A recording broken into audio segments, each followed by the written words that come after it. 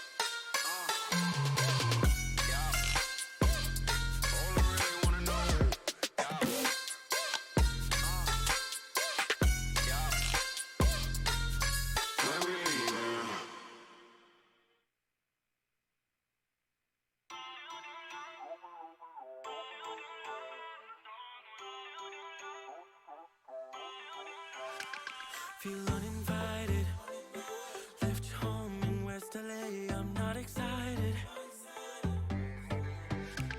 so uninspired, on my way to play the bay while you're alone.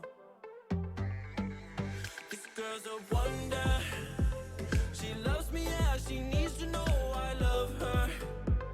I wonder if we'll make it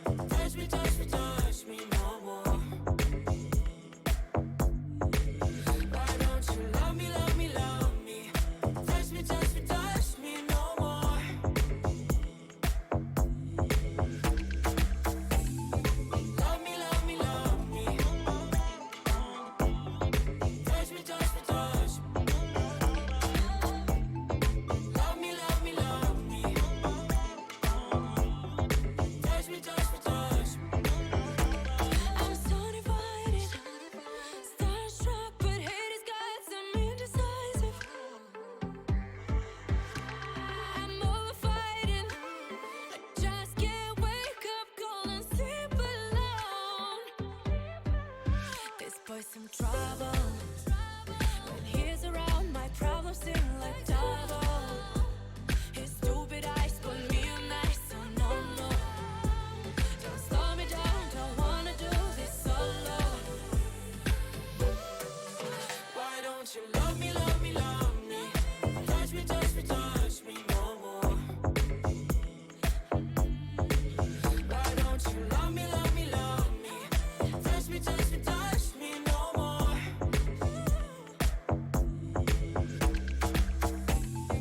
Love me, love me, love me. Touch me, touch me, touch me. Love me, love me, love me. Touch me, touch me, touch me. I can't help myself, you're a drug to me. I just can't get enough. I know this is love, so come close to me while we're still young. Why don't you love me, love me, love me? Touch me, touch me, touch me no more. Why don't you love me, love me, love me? Touch me, touch me, touch me no more.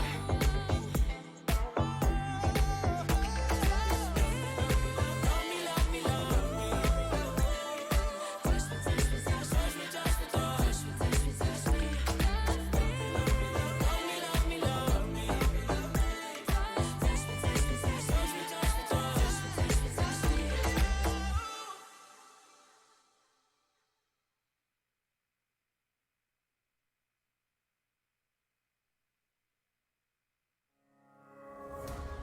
I miss the family I used to have. I feel like everything's so different now. Sitting by the fire as we'd watch the flames burn out.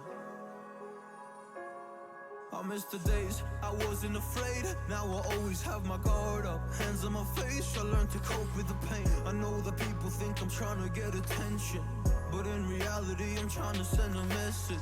I know there's kids out there that are going through the same thing, and if you're one of them, I hope to help your suffering. Just know it will get better, and these feelings do not stay the same. No, they don't stay the same. I don't wanna make you feel bad, but you kinda ruined my life. You hurt me and ruined my life. And I don't wanna make you feel bad, but you kinda ruined my life. You hurt me and ruined my life.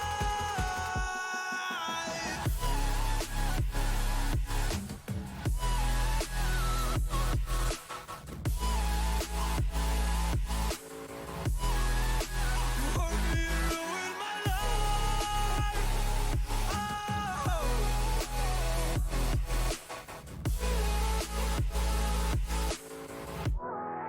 You hurt me and ruined my life.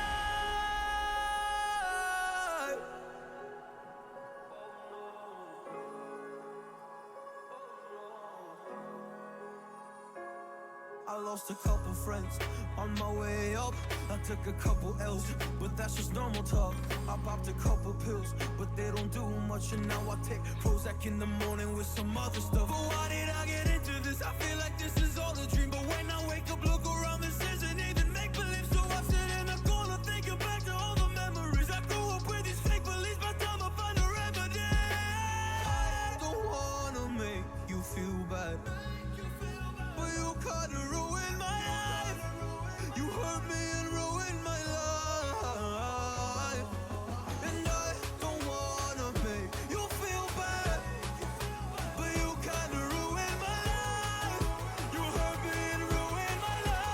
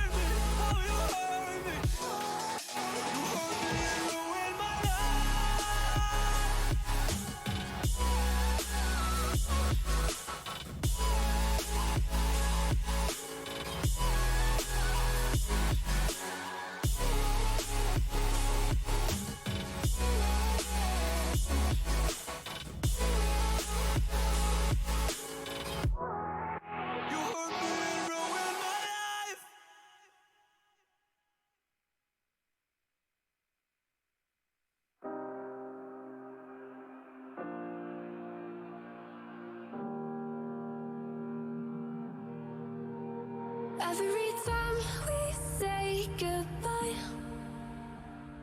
they all see that it's a lie. 'Cause we always give it one last try. Yeah, you've watched me break 1,000 times. Now I'm all alone, 'cause you never show. You say you will, but then you don't. That's how it goes. Don't wanna know. I'm turning off my mind so I get by. I just wanna be happy, happy tonight.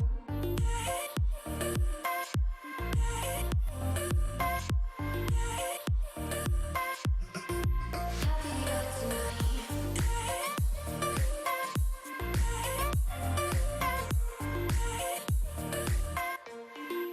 Happier tonight. Can't be waiting for you in the morning. I'ma leave without giving a warning. I'ma leave without giving a. But every time we say goodbye, we all know that it's a lie.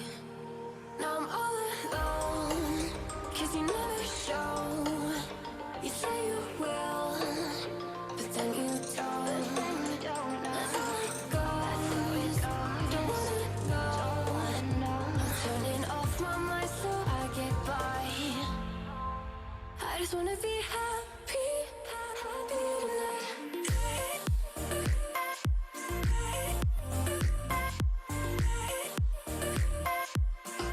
Happier tonight.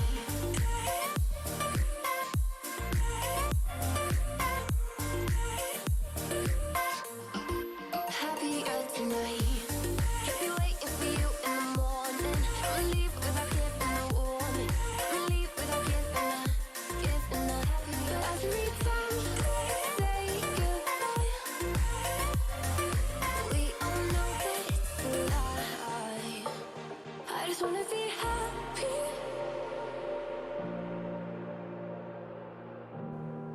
Welcome, everyone. This is the Legion Masters for the South America region. I'm ParallaxStella, otherwise known as Stella Chung. I will be your host and solo caster for today, and it's the finals. Are you so excited?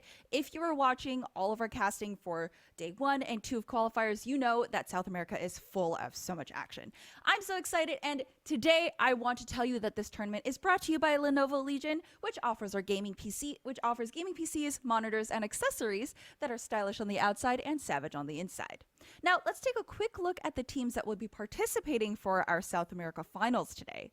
We're going to be looking at a slew of team members who came over from the qualifiers and also teams that were invited over. So we're going to go ahead and take a look at those teams that are available today and are going to be participating. And we are getting match number 1 set up for you. Don't worry. We are waiting for everyone to enter the lobby. We'll get that going in just a minute. Now, if you do look, you do see some teams coming back from those first 2 days of qualifiers. We see Brotherhood, Breaking Rules, AK-47, TikTok, SemOrg, who performed really well day 2. Leave No Witness, I know, is a fan favorite here, and Elevate.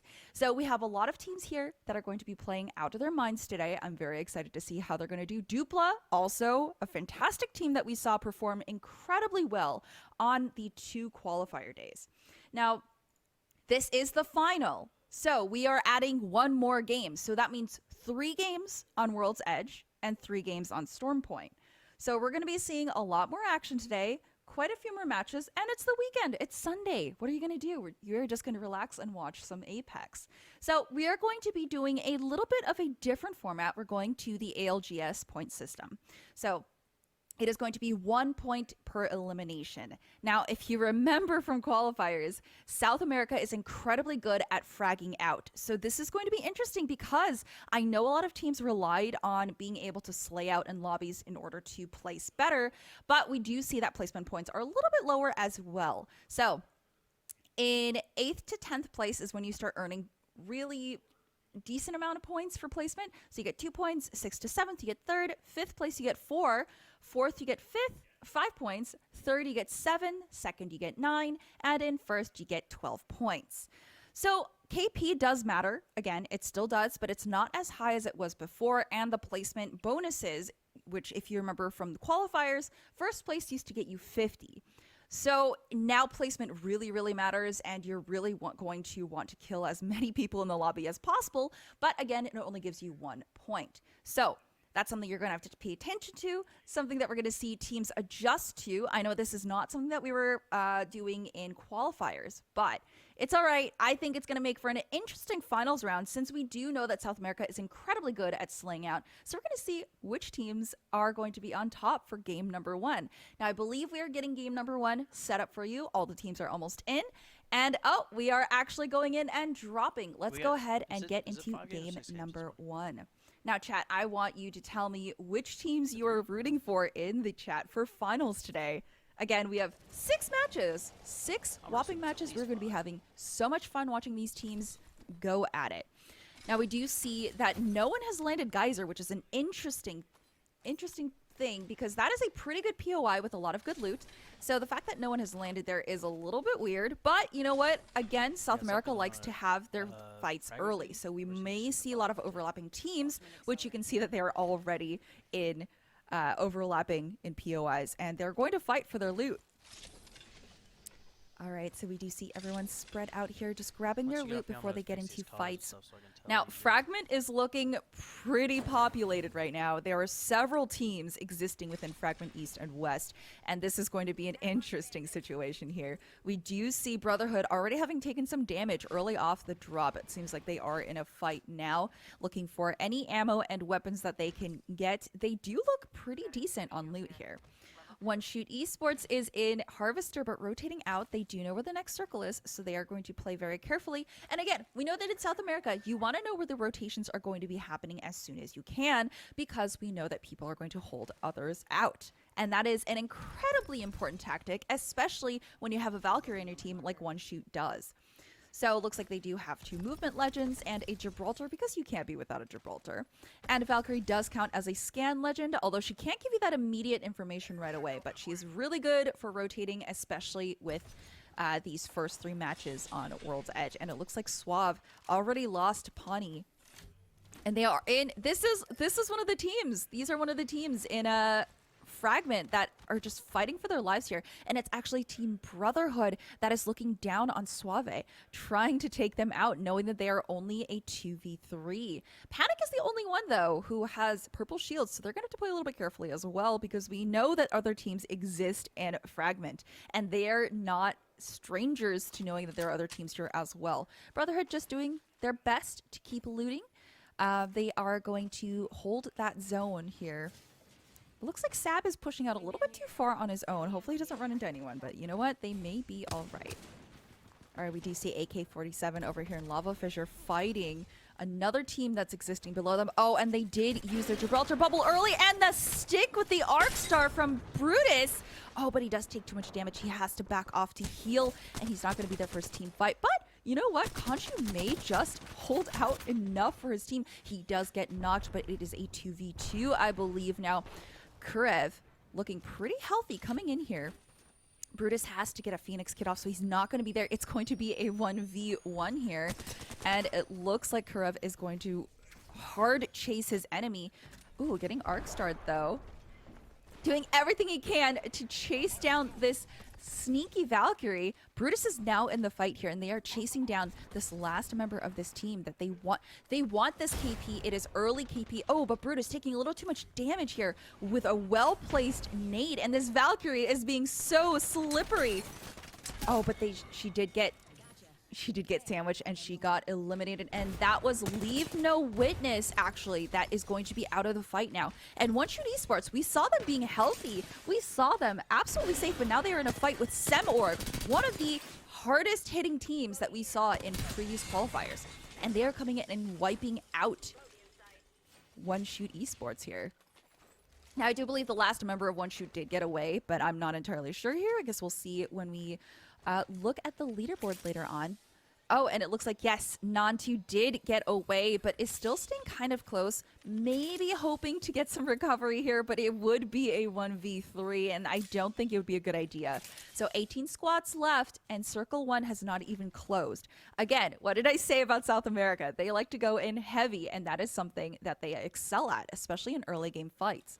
Now, Antisocial Aimer, also in the same area, they heard this firing and they want to take this spot. They want to establish their dominance in this higher position. And it looks like they do know where the second circle is going to be. They have that scan and they are going to be parked right there. Now, Team Elevate, also a team that we saw in qualifiers, performing pretty decently.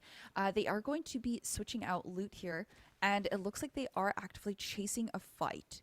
And they're going to isolate this one player here, but it was a Wraith, so she's able to get out for free. But Nellis pushing up a little bit more. It looks like Sleep had to get a heal off, but is going to be perfectly fine for this fight here. It is an even 3v3, but this opposing team does not have that good of shields, so they're going to be hurting in this fight unless they turn around and fight together. It looks like they are opting to try and run, but Elevate doesn't want to do that. Elevate wants this early KP, especially since KP is only 1 extra point. They're going to want to take this. And Elevate bin with the gold shield. That's going to come in so handy here. And look at this team fighting. They are absolutely cross-shooting for each other, making sure that they can get proper angles for each other. But it does look like Zilak's team has proper angling now. They were able to withdraw just far enough that they were able to get a better angle for positioning.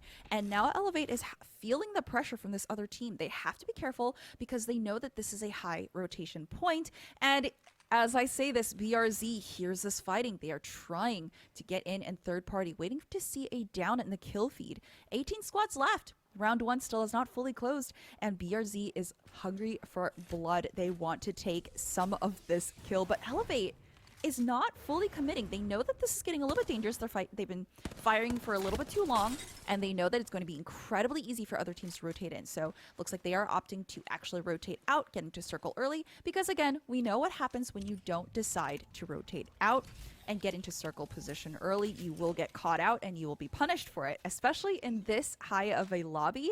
You do not want to be the last team to rotate in, but it does look like they are making sure that the other team cannot rotate that way. They actually may be pushing into BRZ here. BRZ still waiting for the other team to rotate backwards because there is only forward or backwards, and they're going to be waiting quite patiently to see if the enemy team does push out. But it looks like they are going to rotate out early. Oh, but they actually got caught in surprise. The team did rotate behind them, and they are facing 2 Gibraltar ultimates here going down. Oh, but it looks like Plateau was actually able to get this portal off. Incredibly smart play from him. Great team effort. BRZ, they are going to have to reposition and find a place that is going to be safe for them to hold out. Looks like Elevate trying to catch them out here. They just ran into BRZ. BRZ, who originally had the higher ground, is now getting caught out. But it looks like Elevate is taking a little bit of damage, so they're going to reconsider whether or not they want to push this or if they want to push backwards, because they do still have all of Geyser to move through. But again, KP does matter since placement points only really start giving you extra bonuses in 3rd to 1st place. So we do see a lot of teams getting a little bit more aggressive. Now, chat, I want to know, how do you feel about this point system versus the point system we had in qualifiers? I know everyone really seems to like the ALGS format, but I'm very curious, how do you feel about tournaments having more independent scoring like we did in qualifiers? I'm curious. Please let us know. All right, we're still sitting at 18 squads left. Circle 1 has closed. Circle 2 is going to be closing in about 2 minutes. We do see multiple teams existing within Lava Siphon here. It is one of those highly contested positions. And Team Singularity, they are sitting in the furthest building, and it looks like they're taking up as much space as possible to make sure to deny any teams any entry into this POI. Now, we do see a lot of South American players do this. They do separate quite a bit, which if you do notice, NA likes to stay very close, but South America likes to have at least one scout player that does deny entry into POI from other teams, which is an incredibly interesting and risky play, but they make it work. Now we see a lot of teams actually outside of this next circle, so they are going to have to rotate in. And if you look, you can already see that the major POIs have been established in terms of who is going to be living there, who's going to be sitting there, and Suave actually fighting here. They did lose a member who is down. Oh, and now it's going to be a 1v3, and they do get eliminated to Oddek here. Oh, but they are going to get third party. They're going to have to get out, or they're going to have to full send and fight this. But Worst is not looking so great here. Oh, and Fumeta does get stuck and gets downed. It is going to be a 2v3. But Worst and Suag, I'm so sorry if I mispronounced that name, they are going to have to fully heal because they weren't able to fully reset after that last fight. Twitch trying to lay down some fire here with his R301. Does get a little bit of damage off, but not enough for them to feel confident to push yet, and they are not holding them back. Worst isn't looking so great. Fometa does go down after Swag tried to get that res off. Oh, but he does get the Mastiff shots off. Does enough damage. Can Worst carry this out for his team here? Only has to connect with this one person, and he may be able to get the res and may be able to save his team here. But they do have the Gibraltar bubble and the res. So now it's going to be a 2v1 because they're going to be able to fully heal here. Now, Worst has to try to go in, and he did secure that KP. He wanted to make sure that he could get that KP before they died, but it is at 17 squads left. So if they die here, they are not going to be getting many placement points. Now, I want to point out that One Shoot does still have the rat here, and he's going to be ratting out for quite some time. This is not going to be an easy thing to do, especially with 17 squads left. This is going to be a hard task. He was caught out very early, and his team was eliminated, so very unfortunate, but it's going to be something that we're going to keep an eye on. Now, Plaque, they are rotating in a little bit late. This is one of those positions where we know several teams are holding this POI here, and they're going to have eyes on anyone rotating in late. So they know this, they're sticking to the low ground. And Dude Esports also rotating in from Harvester. They are almost inside circle, but they are also getting held out pretty heavily here. Mike having to use his Q to escape this Gibraltar bombardment, and they're going to have to go backwards. Well, they wanted to go backwards, but it looks like they are full sending forward into the circle. So this is going to be something that we may see them fighting here, getting caught out on the edge of circle. So it looks like they are rotating, taking the lowest ground as possible to try and keep cover. They may actually be able to get this rotate in for free. It looks like the other team did rotate in early, not wanting to get caught out and not wanting the same situation that this team was going to be caught in. And Leo uses his ultimate to try and see where the other team may have gone, making sure that they're safe. Plaque actually, okay. Plaque is surviving, but they are outside the circle just barely. They're going to have to get this res, and they do have the gold shield on their Gibraltar, which is great. But Elevate coming in, trying to take them out while they are weak. Oh, but Spin gets downed. Nellis gets downed as well. Sleep, can he do it? No, he gets fully eliminated. Oh my goodness. And Plaque actually got that KP there. But they are actively getting looked at by a third party, and this is not going to be good. Zilak has to get out after he heals. This circle is starting to hurt. This is circle number 3 that's going to be closing soon. They want to rotate out. He does have his ultimate, but that could mean a free shot on him. So he's going to have to fully heal before he gets out of here. And he knows that there are several teams in this area and he can get shot down at any moment. So he either has to walk it in or use his ultimate as quickly as possible because, again, round 3 is going to be closing in about a minute. And all of these teams have already established their positions. So he knows he has very little options here. Now, Team Singularity, they have been existing in this POI for quite some time. They've been holding this position. There's another team below them, and they know this, and they're actively watching out for all of their angles. This is an interesting first game. Look at the way this circle is closing. Now, we do see Pirate Dream. What a lovely name, Pirate Dream. We did see them in our first tournament in the South America region for Lenovo Masters before, and BRZ is still existing, trying to find their way in. They're doing just fine. They were able to rotate out.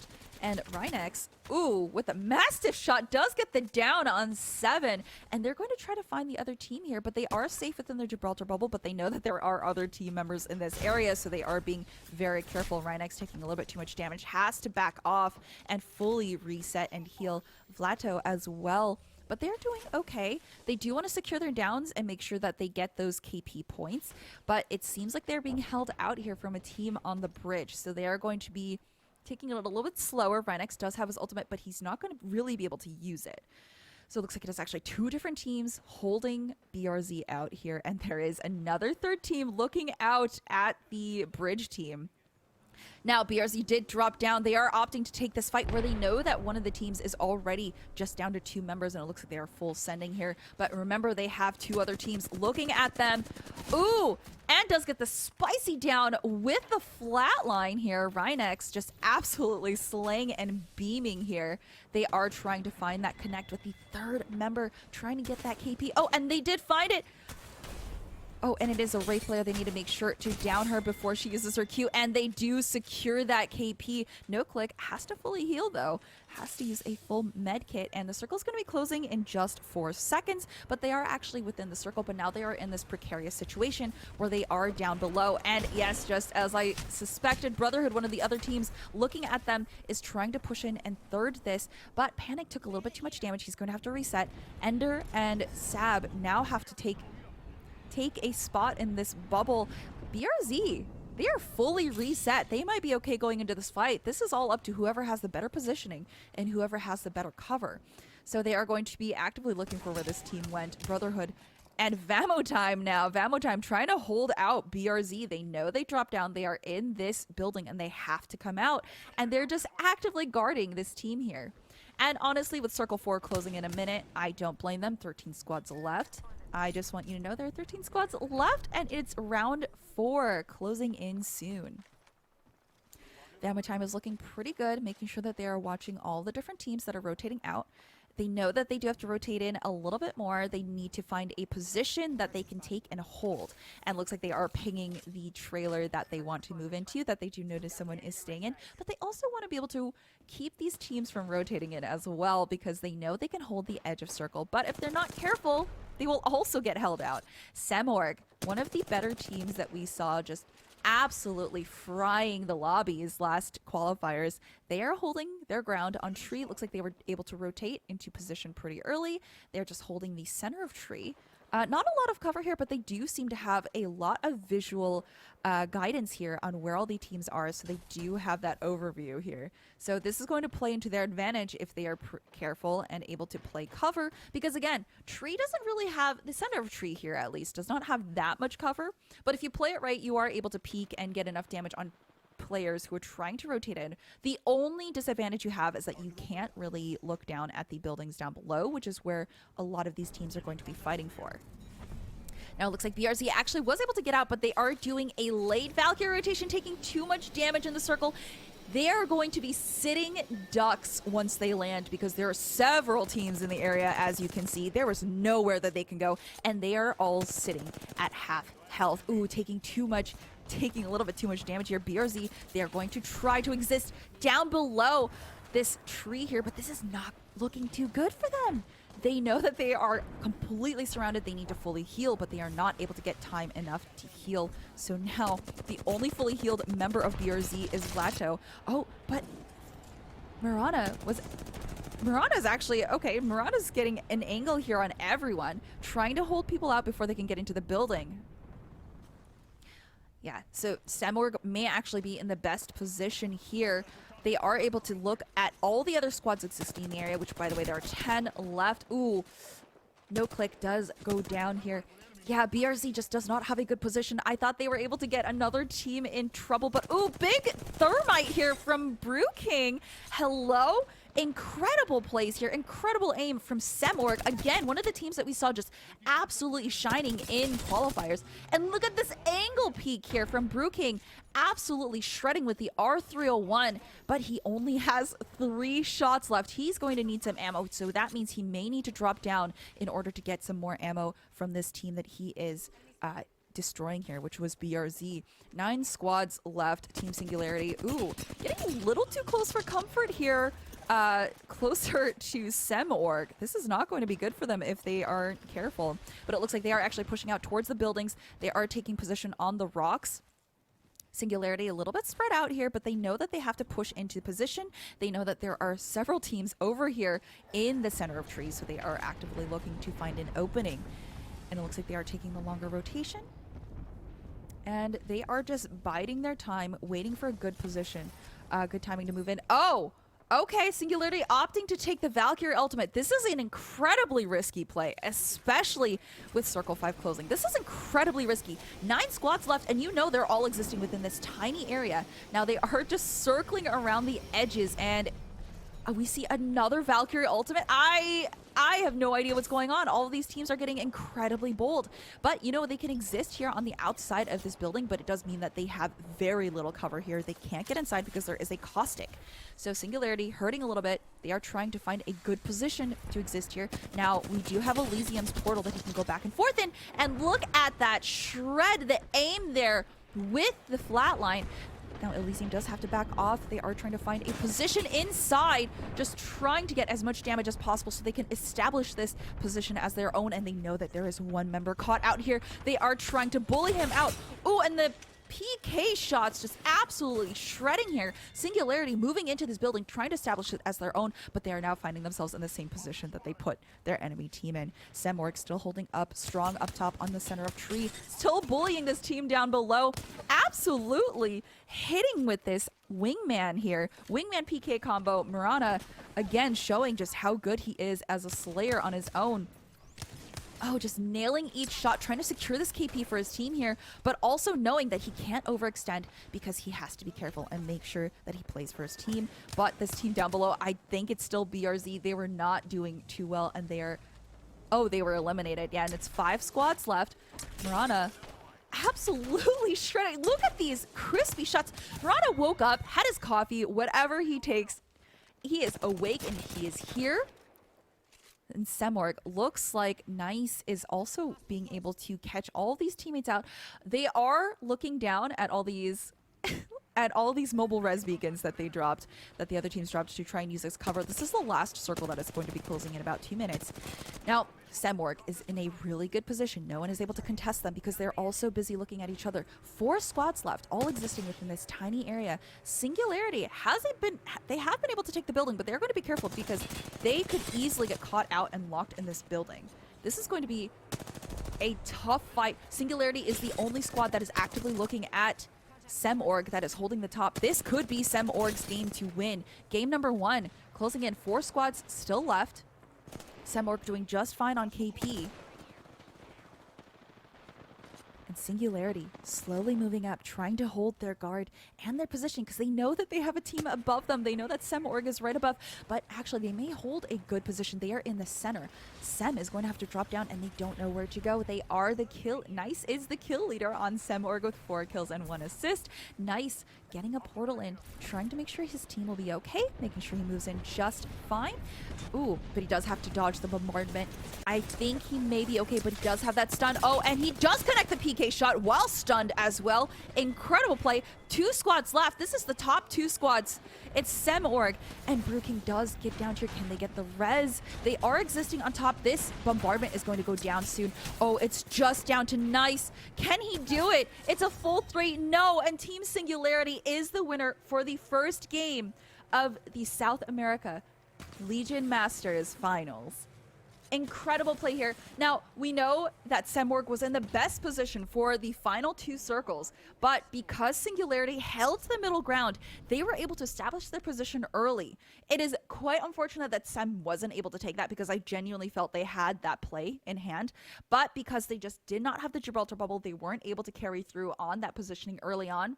Singularity took the win, and incredible plays though. They did get second place. They did have a lot of kills, so we may see a pretty even score coming out from Singularity and Semorg here.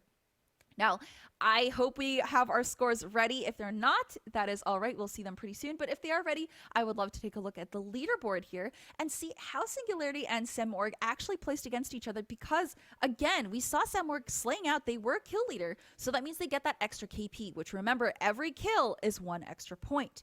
It is not like the qualifiers where it was 5 extra points. So you don't get a huge boost, but it's going to be enough. And with placement, in second place, you do get 9 points. And first, you get 12. So it's only a 3-point difference. So if Semorg was able to slay out, it means that they actually may be able to take first place from Singularity. But this is something that we're going to have to pay attention to. We're not entirely sure yet. And I would love to take a look at these points settled out. But again, what an incredible first game here for South America. I absolutely love watching them play, especially in World's Edge where things go incredibly quickly. I absolutely love watching these matches here. And thank you for all these teams for showing up and giving us such an incredible show. Now, we are waiting for the point total for game number 1. I'm incredibly excited to see how things go. And this is a very interesting circle. I love circles that end on tree because, again, you do see a lot of teams struggling to find where they want to be position-wise.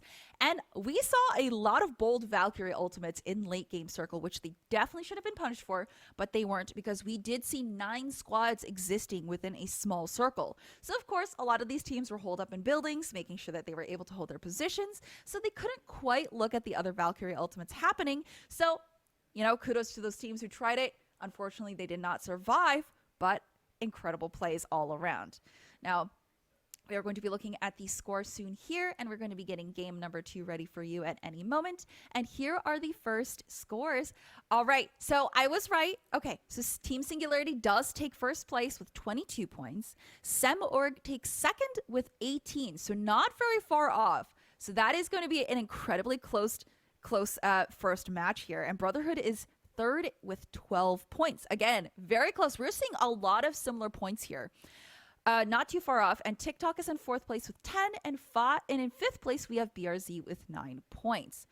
Now, of course, the jump between 5th place and 1st is a pretty decent jump in terms of points. But in terms of 1st, 2nd, and 3rd place, it's not too far. You can totally catch up within game number 2. And again, we have 6 games today. We have 5 more games to go through. This is the South America Finals.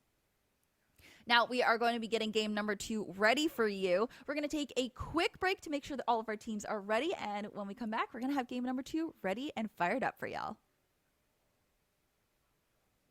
Out of this small town, got a place at school you didn't hang around. Every day you're far away, these streets don't feel the same. Everywhere is painted with your name. I remember that I was drunk out my mind when we kissed for the first time. In the back of your car we passed out counting stars. Promised all these years we'd pack our things and disappear. I never thought I would see you here after all this time.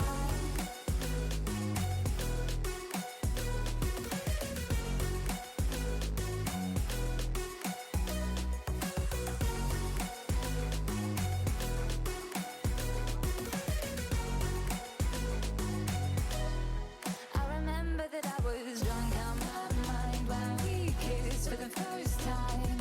In the back of your car we passed out counting stars.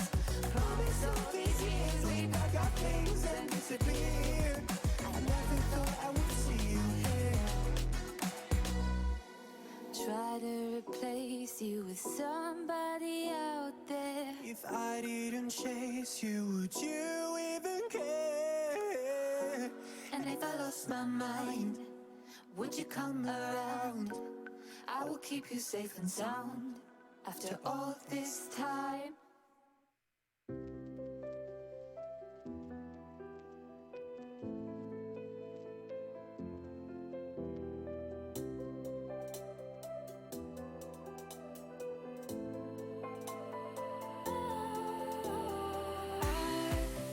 I was wrong to say I wouldn't change a thing, 'cause in the story of our lives, the best of times through colored glass.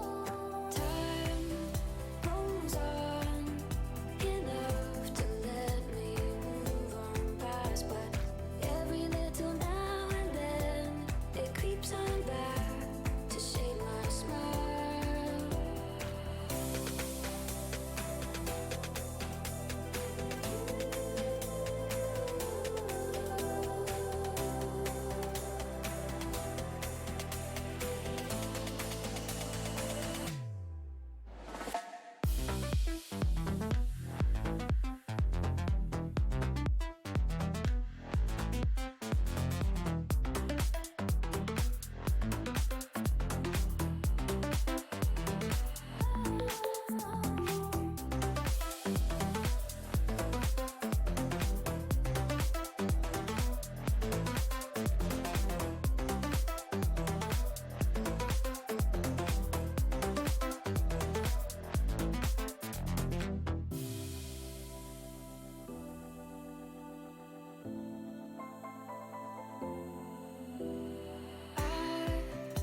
was wrong to say.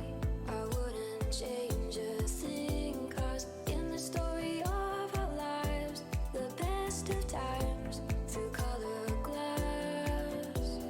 Time rolls on enough to let me move on past, but every little now and then it creeps on back to shade my smile.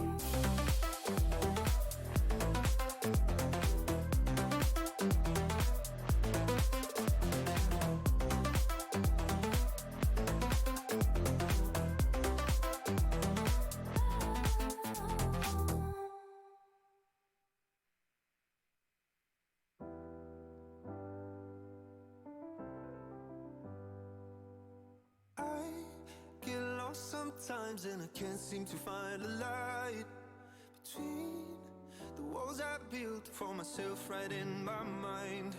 And then you came over and you showed me love that I never had seen before. And now when I got you, it's all gonna be alright. Thinking about all the things we did tonight, what a time to be alive. Just you and I, just you and I. Only you can put the fire out. You can turn it all around. You can lift me off the ground so we can fly again. So we can fly again. Welcome back. This is pregame before game number 2. Again, game number 1 had an incredible circle. I would like to take a look at the scores again because I want to point out a few things that the teams did here between place number 1 and 2. So if you get that point graphic back up, I would love to point out some things. We did see Team Singularity actually have 10 team kills, but I want to point out Semorg actually had 9. So really, Team Singularity only had about they only had the placement points that gave them that extra boost from Semorg. So I want to point out that Semorg is doing just fine. They're holding second place, but can easily take first place from Team Singularity. Now, again, I want to point out that in South America, they are the fastest adjusting region that I've ever seen. So any gameplay that they have within the first match, we're going to be seeing them learn from their mistakes, learn from rotation points, learn how other teams play, because again, this is a whole onslaught of teams that have not played against each other. So this is going to be their second game of really feeling how these teams have played in the first round, and they're going to be adjusting, and we're going to be seeing a lot of faster rotations. We're going to be seeing some early game fights because again, if you remember, there were about 18 squads left when round number 1 was closing. So again, I want to point out that all the first top 3 teams in game number 1 are doing pretty fine in terms of kills. Brotherhood was actually pretty close behind with 7 kills. And again, Semorg had 9 kills and Team Singularity had 10. So they are very close in score in terms of raw power. And BRZ actually had 7 kills as well. So a lot of these teams are going to be doing earlier rotations. We know that they are incredibly good at taking fights and fast fights. So maybe we'll see a lot more early game fights. Maybe we'll see some contested POIs. Because if you remember, BRZ was actually looking to get into a fight early on from last game when they were rotating into Geyser. They knew that 2 other teams were fighting, so we may see a lot of that going on. Now we are getting into game number 2 here. We do see a lot of the teams dropping into the same locations again. We do see Geyser not being taken, which is something that is incredibly interesting, but we do see that all of these teams are rotating into their normal drop positions. Fragment has 3 teams, which is not as much as they had before. It looks like the other teams did learn their lesson and they don't want that early game fight, especially in Fragment when you're not able to really position yourself in a building. So full 20 squads left on drop. We'll see how long that lasts, but leave no witness. I want to see this team, which is a community favorite. I want to see this team show up because they got eliminated very quickly last time. Now, I do believe Leave No Witness was actually one of the teams in Fragment that did get eliminated early, so it does look like they did rotate out. They decided to go to Countdown, and they are going to be running into several teams here if they choose to go into Skyhook, Trials, or Lava Fisher. So this is going to be an interesting drop here. Elevate looks like they took Mod here, Big Mod, which honestly has some pretty good weapons if you have the materials to buy them, but it's not really something you want to go to because only one person can buy one of those weapons at a time. So it's going to be an interesting drop here. And no one actually went to Dome either. And it looks like a lot of teams are going to have enough scan legends that they know where the next circle is going to be going. And it looks like it is another tree circle. I hope it pulls more towards Lava Siphon because we don't want to keep these circles going in the same position every time. All right, One Shoot Esports. They did pretty decently last round. They did get eliminated. They did get eliminated a little bit too early, so hopefully they are able to survive and rotate in. Looks like they are getting the early rotate, though. They did learn their lesson, and again, like I said, they are quite good at being able to adjust from their mistakes last round. And it was only game number 1. This is game number 2. Leave No Witness, looking pretty good. Already getting into a first fight. They have that knowledge that their enemy team only has blue shields here. Purus getting a little aggressive, especially in a Valkyrie. They are looking for any sort of connection here, trying to make their first play because, again, we did see them getting eliminated early on, and that is not something that you want to see from Leave No Witness, and again, a community favorite team. So we do see them going up against AK-47 here, who is actually trying to rotate out. They got enough loot, so it looks like they're doing just fine. They actually want to get out. They know where the rotation point is. They're trying to take the long rotating point out here. One Shoot, taking the spot that Semorg was in for so much of the match last time. It looks like they don't want to give this position up, but they are getting shot at, so they do need to play carefully. Is that Protein? Is that his name? Protein on Gibraltar. Taking a little too much damage, has to re-shield. Truman existing only with white shields, not looking too great here. So they're going to be rotating, trying to find any sort of shield that they can, get any power-ups. They are going to be rotating out of the center of tree, which again is a very precarious situation. It can be a pretty difficult place to hold out. Looks like there are 2 teams already in this one building here in tree. They are already fighting to establish their boundary here. One Shoot Esport, they do know that they hear this fighting. So they are playing a little bit carefully, making sure to play outside of this fight. They do want to go in whenever they do see downs, but unfortunately there isn't anything here yet. So they are going to opt for rotating into the higher point here towards Thermal, but Phoenix is already here early on, so they may be able to surprise this team. And they have a Caustic. So they have a Caustic, Gibraltar, and Valkyrie, which is an interesting combination here. But honestly, Caustic works incredibly well on World's Edge. Now remember, a lot of these teams that do have Caustics are going to be switching out once we get to Storm Point for game number 4. All right, we do see Phoenix pushing back, and Semorg is one of the teams holding this ground here. Now, if you remember, Semorg, second place. They held their position in the center of tree for quite a while, but it looks like they are opting for this particular building here. They are jiggle peeking here, making sure that they are holding this other team back from actively pushing up on them. Nice, doing a great job of holding his team's defense. With the triple take and EVA 8, interesting combination. I personally hate the EVA 8. I think I would rather take a Mozambique over it, but, you know, to each their own. I can't judge because they are in this tournament professionally, and I am the caster. So Semorg doing fine, just making sure that they are able to... Oh, dodge these bullets, Murana. Hello. I didn't know we were in the Matrix. Okay. Well, we do see Brooking still on white shields. This is going to be something that they are actively aware of, and they are looking out at the other teams surrounding them. Now, I want to point out Semorg does a great job of being very spatially aware of where all the other teams are, making sure that they are able to take defensive positions as well as be offensive. And they are incredibly aggressive, but it looks like they are playing a little bit more carefully because they are actually running out of resources here, and they do know that they've been making a lot of noise for quite some time. SST outside here of Lava Siphon, and they are trying to rotate it. Well, actually, they don't need to rotate. They are just holding out other teams that may be trying to get into this position. They do see the Gibraltar bubble go down, so they are going to send, because that means Plaque is going to be out of this shield by the time they push up. So, of course, they're going to be getting a little bit more aggressive. Lawrence needs to get this Phoenix kit off before they get here. Otherwise, they are going to be in a world of hurt. He does get it off, but I don't know if that's going to be enough. They are actively on the run.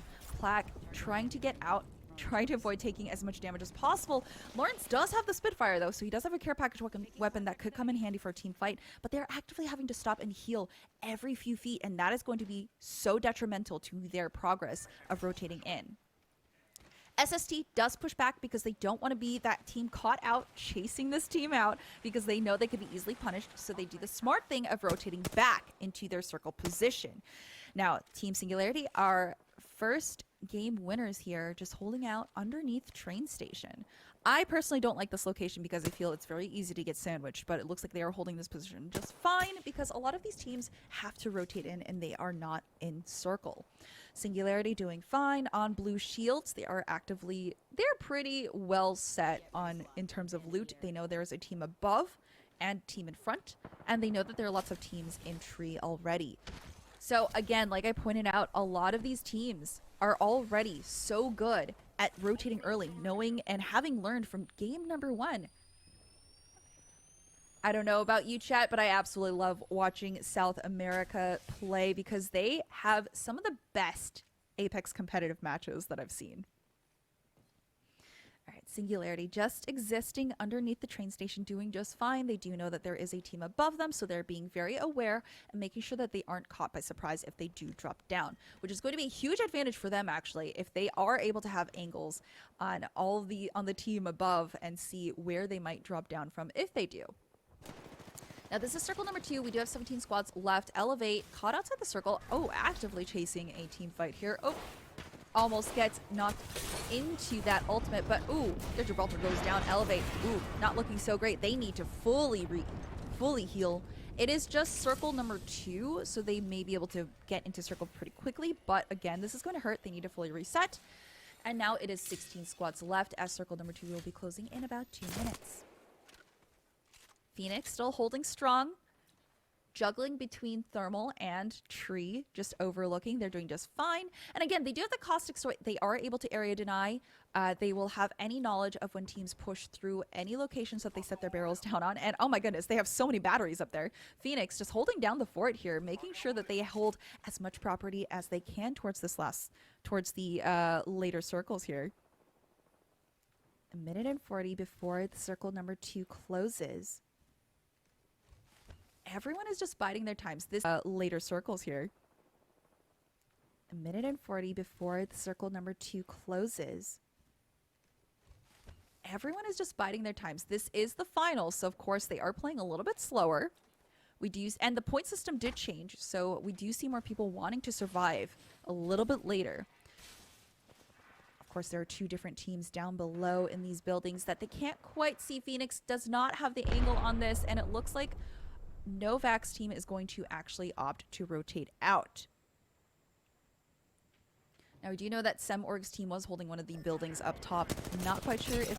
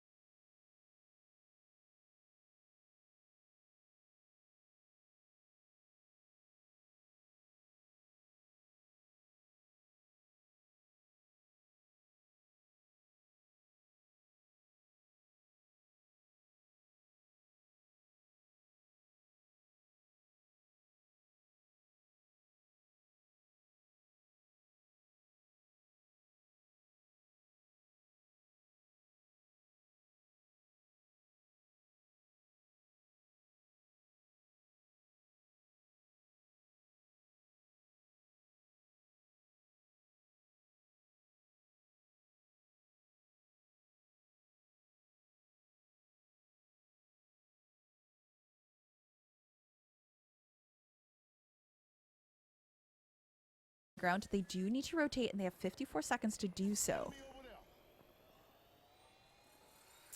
It looks like they are opting to take the longer route. Brotherhood hiding in this rat spot I've never seen before in their nice little cave, all cozy. They did lose out on Ender. They were not able to secure his respawn banner, but that is all right. They still are... They're still a team of 2, and they are very good at taking fights. Now, they are biding their time, making sure that they are staying safe and quiet, maybe taking a third party once they know and look at the kill feed and see that enough damage has been taken from one of these teams and enough of the players are down. Now, Phoenix actually did bully this team out of their position in the house, and now they live here. Oh, they kicked out the previous tenants, and now they have established their boundaries. Oh, but Frog's taking a little bit too much damage. Can't peek. Can't risk that peek there.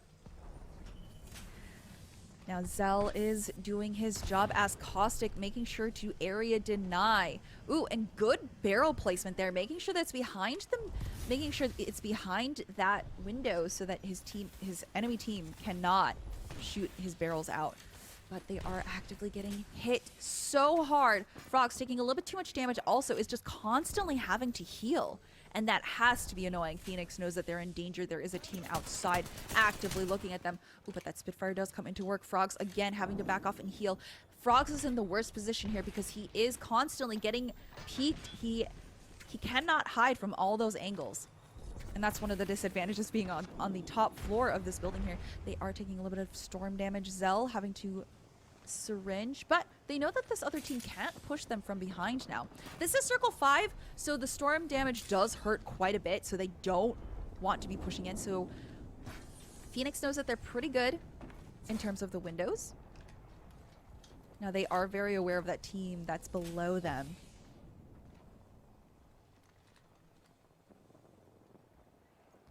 All right, Phoenix just trying to peek, get an angle, see where the enemy team went. All right, they are safe to rotate out, but they do have to do it carefully.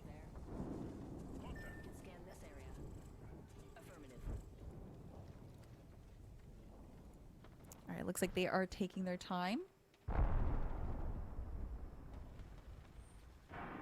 All right, now we do see 3... Is that 4 teams actively in the same area? Oh my goodness, this building has been a point of contention for so much of this match. Now we do see Team Zen, a team we didn't see show up in the first game really, kind of showing up here. Oh, Suave down to 1 member. Can Pawnee get away? Can he revive? Can he fully reset? He does need to get that shield swap. It is a lower shield, but he is able to get it and back off. Oh, but there are other full teams looking at him. He is not in a good position. Who is going to get that KP on Pawnee?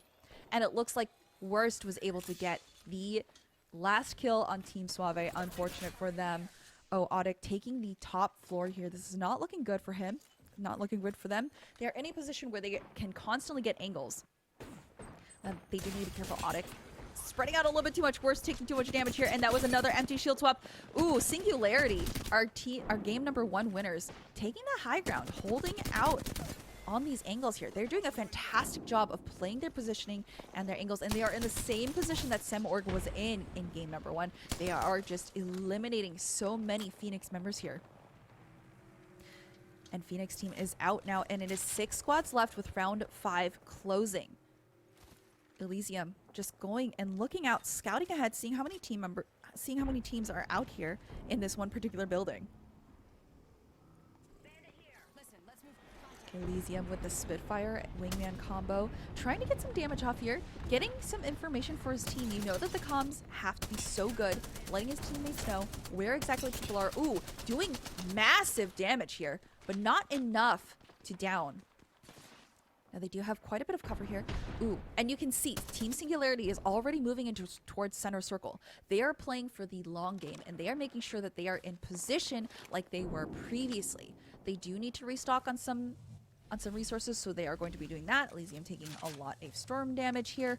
Able to reset, get the Spitfire Peacekeeper combination, and he does have the gold shield, so he may be okay on heals.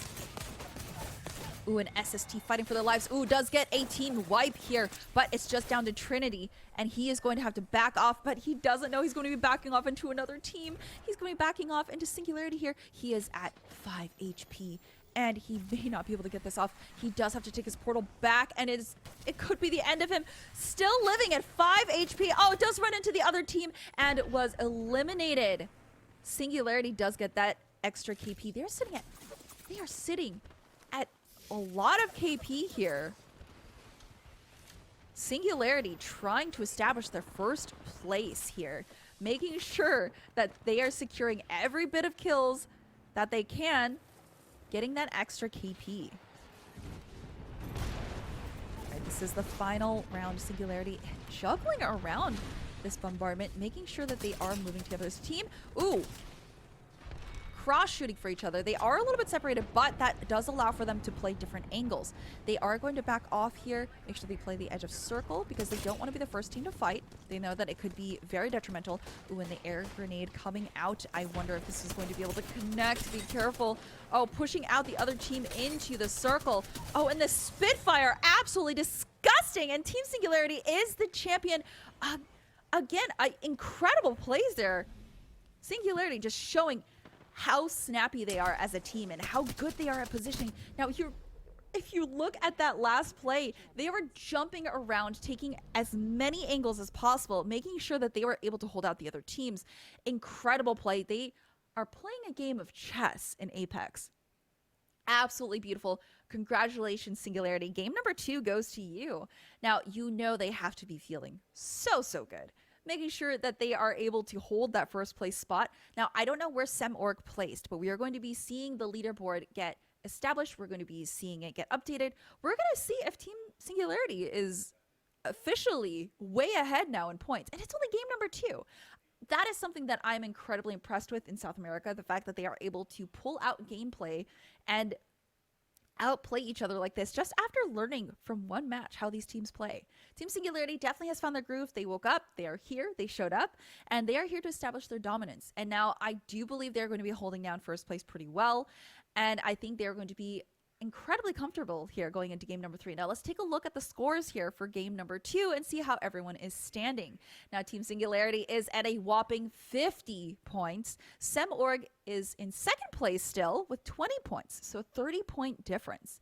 Audic is at third place with 16 and tied with SST, who also has 16 points, and Brotherhood and Dupla are also tied in 5th and 6th place with 14 points. That is a huge jump from Team Singularity that is now in first place with 50 points. This is incredible. Overall, I want to point out that between games 1 and 2, Team Singularity has had 26 team kills.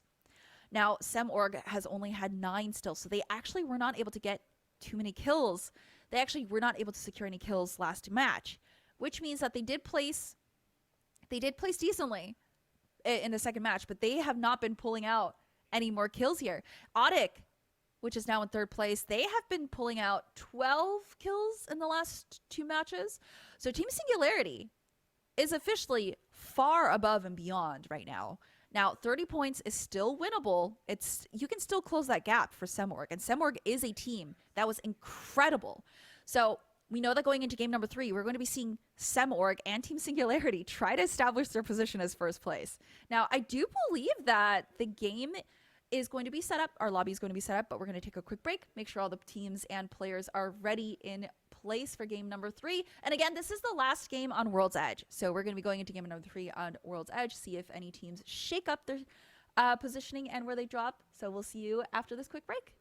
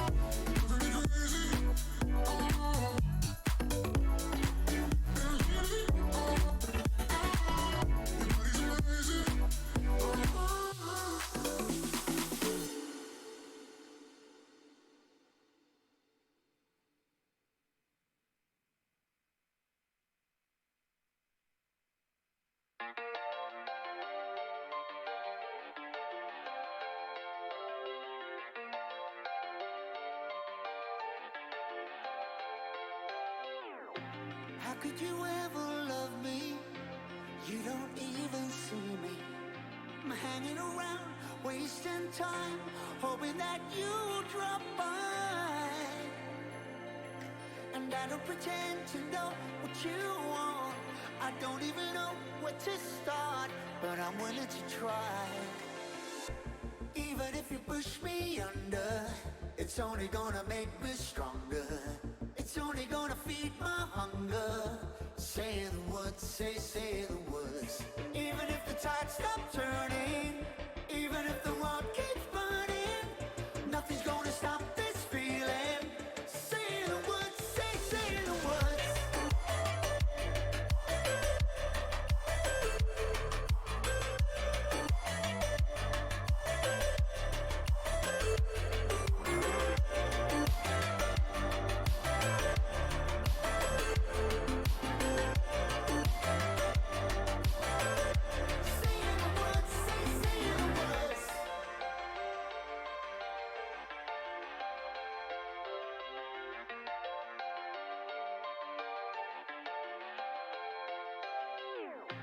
Watching the flames burn higher, setting my world on fire. Nowhere to run, nowhere to hide, risking it all on you. And I don't pretend to know how you feel. Either you won't or you will, but I gave it a try. Even if you're too blind to see, and even if you look right through me, I never thought it would be easy. Say the words, say the words. Even if the world stops breathing and every beating heart stops beating, nothing's gonna stop this feeling. Just say the words, say the words.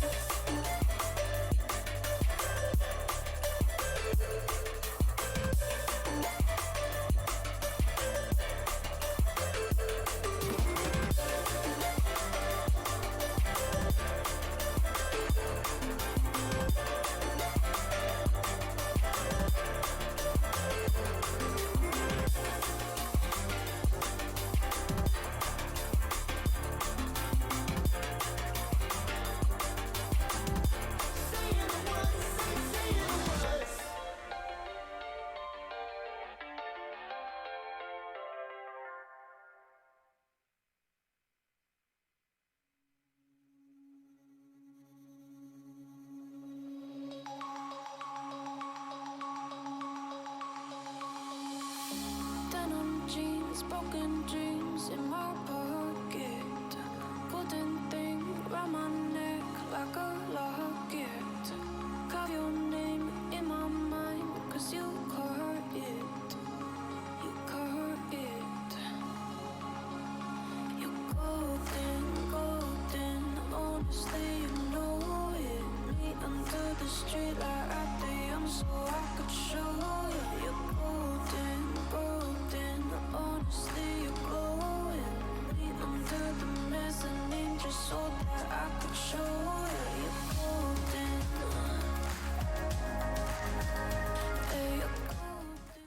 Welcome back to this wonderful tournament put on by Lenovo Legion. Now, real quick, I do want to shout out the sponsor. This tournament is brought to you by Lenovo Legion, which offers gaming PCs, monitors, and accessories that are stylish on the outside and savage on the inside. Now, real quick, I want to go over the tournament format again today because it is different from the previous two qualifier days that we've had. So we're going to look at the scoring and what you need to know about how the point system works. Now, this is ALGS style format. So again, this is going to be game number 3 going into World's Edge, the last game on World's Edge. It is 1 point per elimination now. So it's 1 KP point. Now, if you remember correctly from the last 2 qualifiers, it was 5 extra points. So that is a major difference. And if you look at the placement scoring, 16th to 20th place, you don't get any points. But 11th to 15th, you do get 1 extra placement point. That's not a lot. So you really want to be surviving towards 4th to 1st place. But even then, the jump from placing 4th, which is only 5 extra points, to 1st place where you get 12 is going to be pretty big, especially considering that the point that the KP point system has been lowered a little bit, it's going to be something that is taken into play here. So you're going to want to get as much KP as possible, but also survive. So we do see a lot of things. We do see a lot of teams taking it a little bit slower within the first few circles. But of course, because it is South America, we do still see teams going in as aggressively as they can. So of course, we're going to see a lot of teams fighting early on, but also we're going to see a lot of conservative plays. Now, again, last game number 3 on World's Edge, and then we have 3 more games on Stormpoint. Now, real quick, I want to know, chat, do you prefer Stormpoint or do you prefer World's Edge? I think World's Edge is nice because it goes really quickly. Stormpoint, there are several choke points that you can get caught in, but I mean, Stormpoint is a nice, refreshing map to see competitive Apex on. So we are getting game number 3 ready for you, our last match on World's Edge. Now, I am curious, do you think SemOrg can uproot Singularity from first place? They are doing well. The last game, they weren't able to secure any extra kills. And again, we did see Singularity with 26 cumulative points, kill points alone in the first 2 matches. So if they keep up this pace that they're going at, they're going to be decimating this lobby. Now, again, a lot of players, a lot of teams do play differently on Stormpoint because, again, the rotation points are very different. You might end up seeing a lot of characters being swapped out for different legends. So that is going to be interesting. And again, of course, first match on any new map, you're going to be seeing a lot of teams also getting used to how everyone plays. Now, we do have game number 3 ready, so let's go in and see where everyone's dropping and get this last match on World's Edge going. Let's check out this way. All right, and we do see a lot of teams opting to choose their same locations. And again, it's going to be interesting to see where everyone goes after we switch to Stormpoint, because again, there are a lot of POIs that people like to avoid, and it is a bigger map, about 15% bigger than World's Edge. So it is the biggest map currently. Ooh, and Dude Esports already in a fight right off drop. Ooh, the P2020 coming out. Oh, getting the extra kill. Okay, getting the kill on PD Pirate Dream here, but Dude Esports, they are 2v2 now. They are fighting an active 2v2.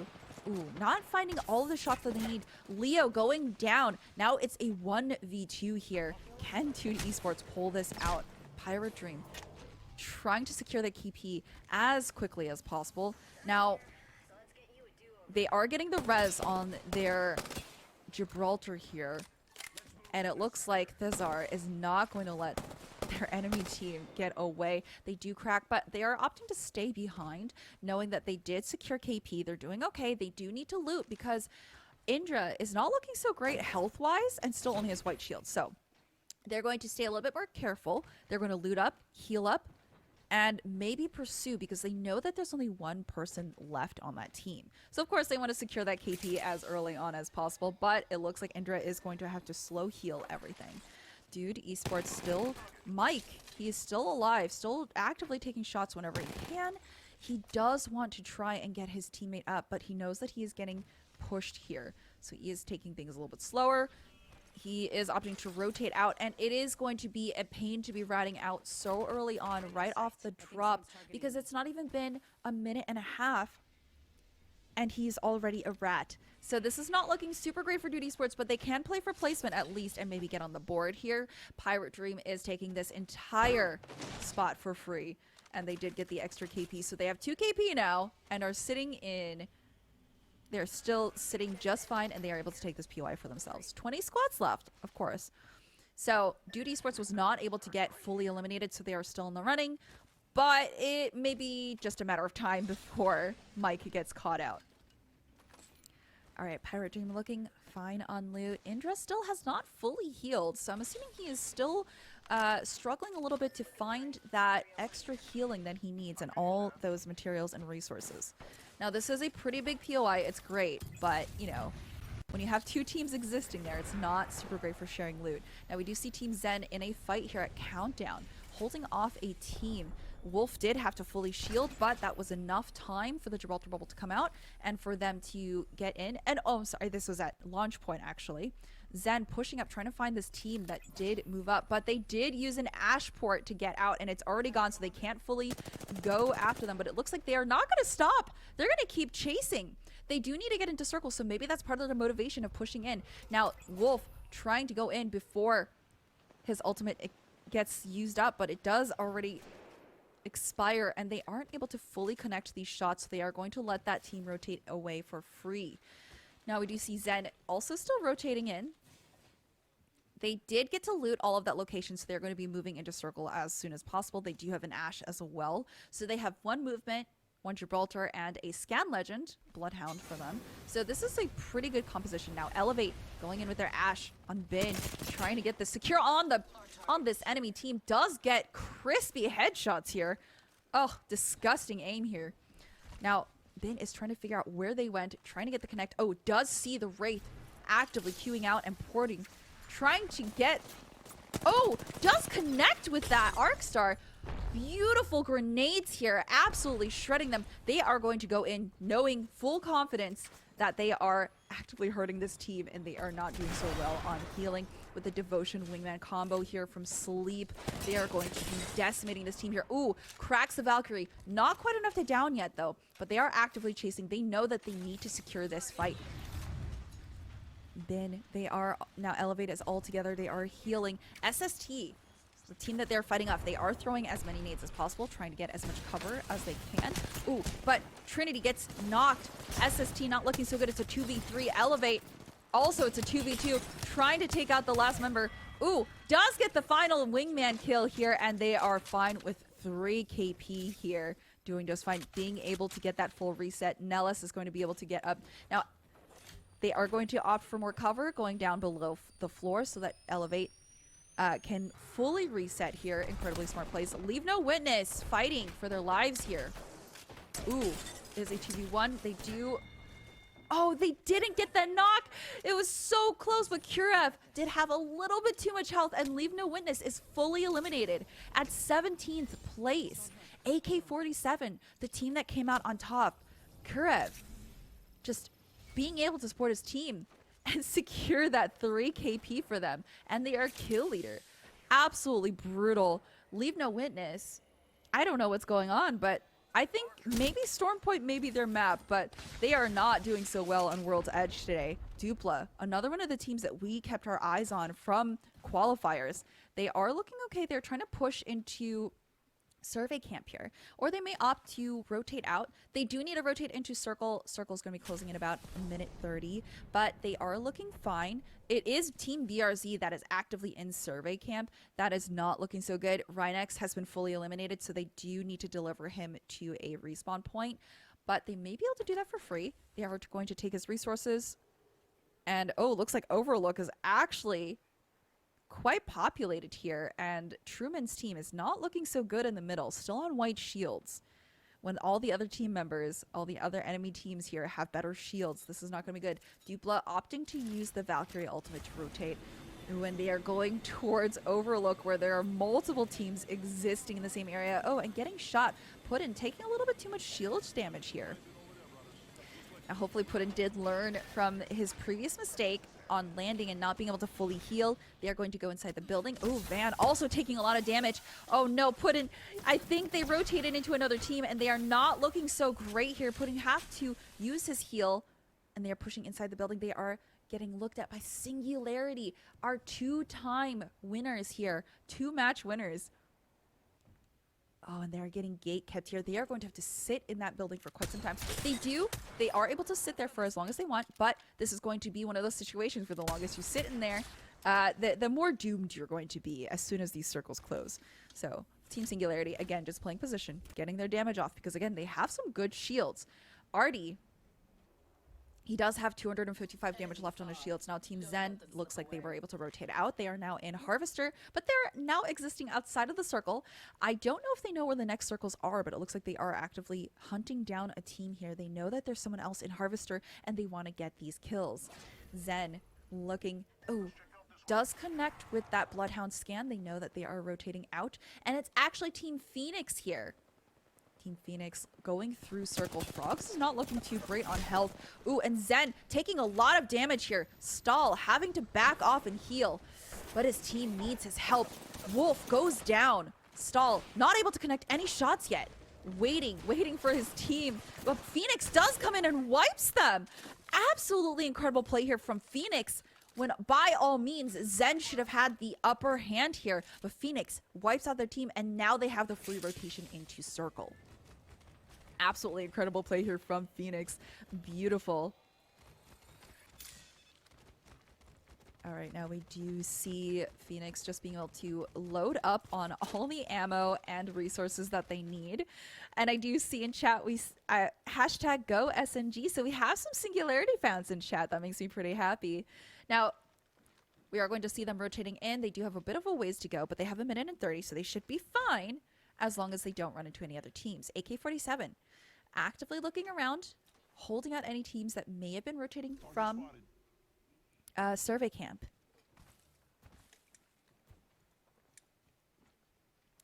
All right, we do see them moving around. They aren't able to actually connect with any teams here. They don't have any sight lines on anyone who might be rotating. So they do get the free rotate into circle. Now, again, remember, Overlook had a lot of people in that area. Oh, and Team Singularity is actually very close. They're very lucky that no one has spotted them using the crafter yet, because that is one of the most vulnerable positions you can find yourself in. Pirate Dream fighting for their lives here in Overlook. Oh, not able to fully heal up here, and it's down to one person. Can he do it? They get eliminated at 15th place. Suave also not looking too good. It's Pawnee, who is the last team member left. One Shoot Esports here. It was actually Truman's team that was only at White Shields. Oh, Suave having to be careful, getting caught in the res here, and it's Elevate moving in, trying to secure that last kill here, and just traps them in that corner. Just one extra shot, and there they go. Look at all these loot boxes just in the corner. Team Elevate biding their time and having moved in, taking this position from Pirate Dream and the opposing team. One Shoot Esports does get out, but they are down one person now, and it is their Gibraltar that is out, which is going to be incredibly detrimental to them. They did get tethered, and they are going to have to hold this position. Ooh, Elevate looking strong, though. Laying down the law. They know that they are missing a squad member on the opposite team. So Bin trying to lay down the pressure as his team moves in. Ooh, taking a little bit too much thermite damage, but is opting to just keep tanking it anyways. Oh, and they know that they have to take that portal out. They did down one member, so now that they know it's down to one person, and that was One Shoot Esports that was eliminated in 13th place. Elevate doing incredibly well, trying to make a comeback. And they're sitting on 4 kills and 1 assist for Sleep, but we don't know what the total is for that team yet. Another 12 squads left, and you can see in the kill feed that Singularity is actively downing Rhinex's team as well. BRZ. Oh, it was actually BRZ's team. BRZ is doing all right, trying to hold up in this God spot as long as possible, but I don't know how long it's going to be God spot anymore, because they are going to have to fully heal. They're getting looked at. There are not a lot of defensive positions you can take here. Singularity just holding them out, making sure that they have all the angles on them. They have been able to hold out on this bridge for so long. They are all sitting on purple shields now, looking very healthy. And they are able to get an overview of all the locations. Ooh, narrowly dodging all these shots getting thrown at them. All right. And Singularity just holding their ground, making sure that other teams cannot rotate without them taking damage. Now we do see lots of teams existing close to this bridge as well, so Singularity is doing just fine. They are not going to be hurting on getting damage at all for their shields. They're doing an incredible job of making sure they rotate. Oh, and they are getting that early rotation in, knowing that they need to get in before anyone else. Semorg is still alive, our second place team here. But Miranda did take a little bit too much damage, does need to fully heal. White base health. Miranda taking too much shield damage. Oh, we do see Brew King on the Kraber, though. Oh, Miranda does go down, unable to really see where they're getting shot from. And they do need to drop down from their position. Oh, no. Brew King does go down, and that's the Kraber that's going to be gone. Singularity coming in to eliminate Semorg. Can they do it? They need to get one last final kill on the last member of Semorg. Oh, and these PK shots are absolutely going to connect, but they're actively getting shot at from another team. Semorg struggling here because they are stuck between two teams. And Nice trying to hold out, get some KP, but does get eliminated. And that was Semorg out at 12th place. Team Singularity trying to drop some extra pressure here so that they can get Elysium out. And they are going to rotate out as soon as possible because they do not want to get caught in that lower position. But now it is Besk with the Kraber shot here. All right, and that was actually Antisocial Aimer that was holding the lower ground here of Overlook. This is a pretty good position to be in, but they don't have any bunker legends, so that's going to be an interesting play for them to hold.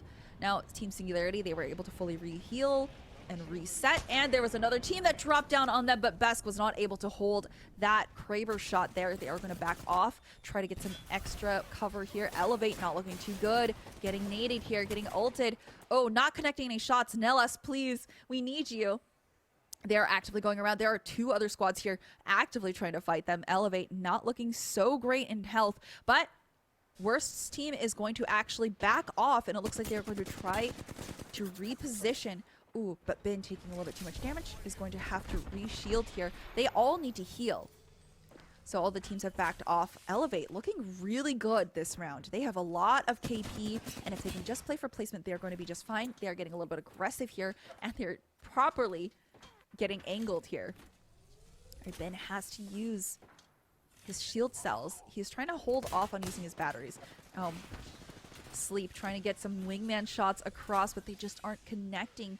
This other team just was able to rotate out. They know that there's another team behind them, so they're actively looking all around, making sure that they are covered. Singularity still doing just fine, holding on to that Kraber. Watching for other teams rotating in. They do also need to rotate in, so they are in a very precarious situation. They're pretty far behind. They know that other teams are going to be well established within this zone, so they are taking their time, but they only have a minute 30 left. So they are going to be getting this long rotate in, probably peeking between all of these teams, following in their footsteps to make sure that they are able to get this rotation. Ooh, does connect, gets the break on that Wraith's shield, but it isn't a down. So they are going to have to back off and heal, but it wasn't enough for them to actually capitalize off of that. So Besk fully looking and peeking for his team, making sure to communicate. Has quite a bit of ammo left for this fight. But they are having to be very careful about this. They do need to rotate in. They see other teams also rotating. So they need to be smart about how they choose to do this. They do have Art's ultimate as Velk. But again, that could leave them pretty open. But it looks like they're going to try for that. Besk also has this ultimate, so maybe he can drop that as soon as they land. But, oh, they get the free information on where all of these teams are. And chat, let me tell you, this is not going to be a very pleasant situation for them. They are actively getting shot. Art has half his shields left. They're going to have to live in this tiny trailer, which thankfully no one was in, but this is not a good position to be in. They are going to get looked at by every team here. Any properly placed nades can be their demise here. Besk with his Kraber trying to get any peak shots as possible because he knows that he could just stop the onslaught of them getting focused here, but unfortunately is not able to peek just yet, especially with the circle closing in about 4 seconds. They know that they're going to be actively looked at. Ooh, does get the break on the Wraith, but was not enough to get that down yet. And Singularity also, Besk still looking out, trying to get any connects here. He has 98 damage before he gets his red shield, which is going to be huge for this endgame fight. Looks like Elevate is opting to use the Valkyrie ultimate as well and rotate in. But we do see another team actively rotating in as well. This is going to be something of an interesting rotation. We see a lot of teams actually getting a lot more riskier with their Valkyrie ultimates, trying to time it correctly so that they all are caught in the air. Oh, and it looks like Elevate is going to be in a fight as soon as they land. They landed right next to the other team, and they are going to be in a team fight. Not able to quite connect any of those shots from Sleep with the wingman, but they do bring out the Gibraltar bubble, and now they're going to have to push into this bubble fight, knowing that both of their Gibraltars do not have their bubbles. Oh, Sleep does get the connect with the wingman there, but it's not enough. Nellis goes down. And Sleep goes down. It's down to Bin. Bin has to shield to try to have any fighting chance. Pulls out the air nade, is going to go for the res here. Very risky play. They have a minute before circle closes, so they need to finish this fight quickly. And they're making a lot of noise. And ooh, Ben is trying to keep his team alive, but he has to back out by himself because he knows that they are not going to survive this. He is trying to get out actively, but still getting shot at. Oh my goodness, he is caught between two teams. He knows that there's another team in this building, so he's going to have to exist in the bottom. And this is not going to look good for him here. Does connect on the PK shot, though. Oh, he does find the connect and does get that down, but that's not going to be enough. Can he survive this? This is a 1v1 here. He might be able to win this fight. Oh, and he does it. He secures 2 extra KP for Elevate. What an incredible play here. Bin, absolutely the team MVP here, pulls out such an incredible play. Oh my goodness, and he's going to be able to use his Phoenix kit to get away, and he now holds this position. He took this building from his enemies. Now he's going to get the res off on Sleep. They do have to recover Nellis, but they might be okay with this two-man team. This is better than nothing. Oh, and it looks like there's another team moving up behind them. Sleep, please heal before you push in. They are going to have to actively push and make sure that they take this building because they know that this is something that they want. This is something that they need. All right, and I've just been told by my producer that Singularity just died to a Caustic ult. Unfortunate, so they are not in the top 6 teams. Now, we do see Elevate just playing absolutely out of their minds right now. They are able to take this building for free. They do have Nellis's Beacon, res card, but this is not something that I think is going to be feasible for this circle. They are rotating. They are taking the higher ground. They are moving in for free. They are looking fine. They know exactly when to rotate in. Team Elevate. Oh, getting another knock here. Hello, Bin. Who are you? Absolutely disgusting place. They don't have a lot of cover. Ooh, and they do get that. That was BRZ getting taken out at 5th place. Bin now struggling, does get down. It's down to Sleep. Sleep, this is your anime moment. This is your hero moment. We need you to pull out all the stops for your team. Bin helped so much and helped keep his team alive for so long, but now it's down to Sleep, and I don't know if he's going to have enough firepower to do this. There's not many positions that he can go into. Ooh, and he does get the crispy wingman shots, but he doesn't have to be careful about the other team looking at him, and Elevate does get eliminated in 4th place. Now, Antisocial Aimer still existing in the bottom of Overlook here. They're doing just fine, staying perfectly within cover, being able to deny anyone else trying to get that cover. Now, we do see Phoenix up on top and Conchu's team in that trailer that we did see Elevate in before. Now, they are actively shooting here, trying to take out anyone that they can. They are going to have to take circle damage to get out of this, and it's not going to be a fun rotation. Karev, you can already see how much damage he's taken just from peeking into the circle. He is going to ult for his team here. Oh, but he's going to take a little bit extra damage here, and he's going to find himself in the same position that Elevate was just in. They do need to get the shield swap or heals in here. Karev not looking so great. There is that. Oh, and they are getting naded. Oh my goodness, and Conchu gets taken down immediately. Phoenix looking fine. They also have a Kraber. They are overlooking. They are doing just fine here. Now it's really going to be down to Phoenix and Antisocial here. Now we do see, oh, Phoenix just absolutely decimating with the flat line here. They do also have their ultimate that they're going to drop down, knowing that the Gibraltar bubble is going to be down as soon as this ultimate hits, and they are going to get free damage here. Oh, and look at that. Look at the damage numbers getting down here. This is going to be huge for Phoenix towards the last circle. They are actively fighting, and Phoenix is the champion for the 3rd game of finals. Absolutely beautiful plays here, biding their time and making sure that they all had the higher position. Absolutely beautiful teamwork here. They did such a fantastic job. They did a fantastic job of playing as a team, being able to crossfire, making sure to communicate when exactly they were going to be rotating in. And I'm very curious to see how the point system is going to look now, because Elevate performed incredibly well. They did get eliminated at 4th place, but again, remember, 4th place is when you start getting 5 extra placement points. So that's going to be pretty big, especially since they were kill leader in that entire round for so long.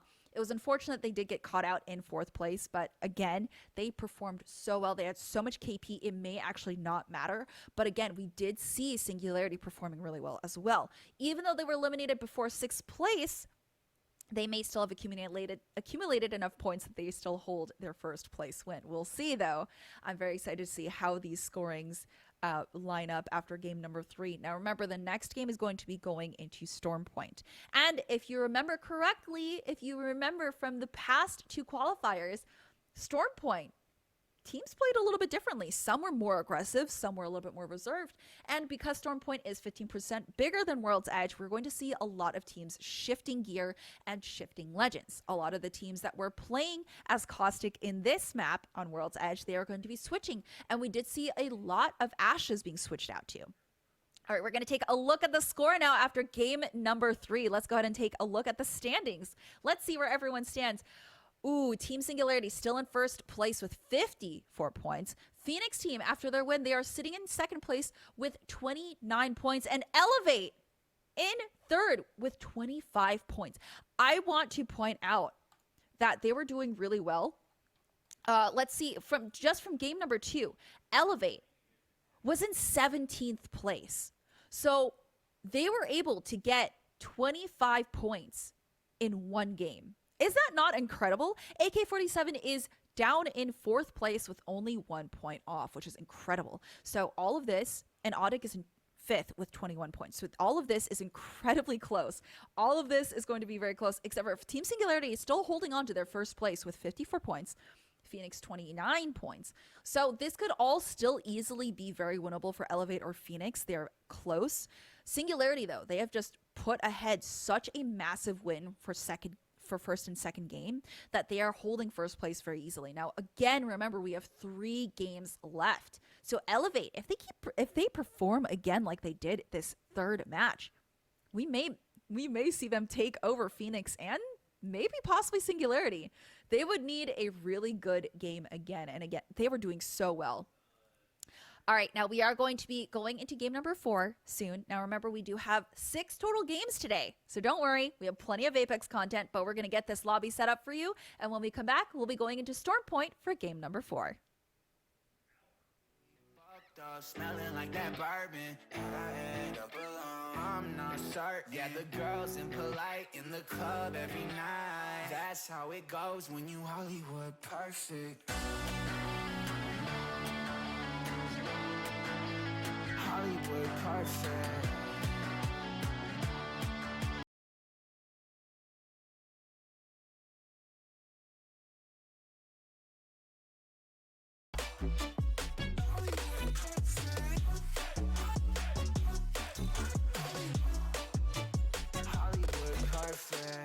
Ain't got no place to call my own. Feels like I'm better off alone. So sad inside and hopeless. These Hollywood hoes never notice. Can't get back on. Girl, I miss you. Can't get back on. Girl, I miss you. Somehow I woke up out in Beverly, fucked up, smelling like that bourbon, and I end up alone. I'm not certain. Yeah, the girls impolite in the club every night. That's how it goes when you Hollywood perfect.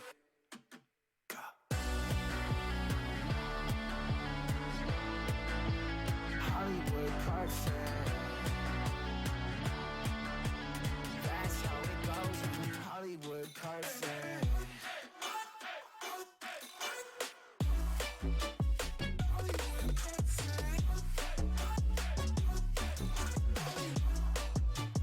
Somehow I woke up out in Beverly, fucked up, smelling like that bourbon, and I end up alone. I'm not certain. Yeah, the girls impolite in the club every night.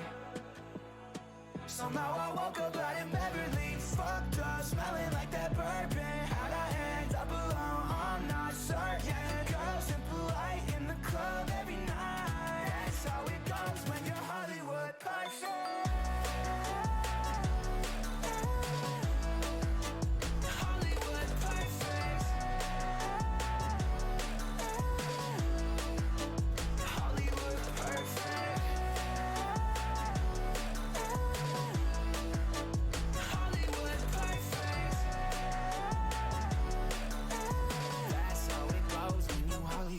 Perfect.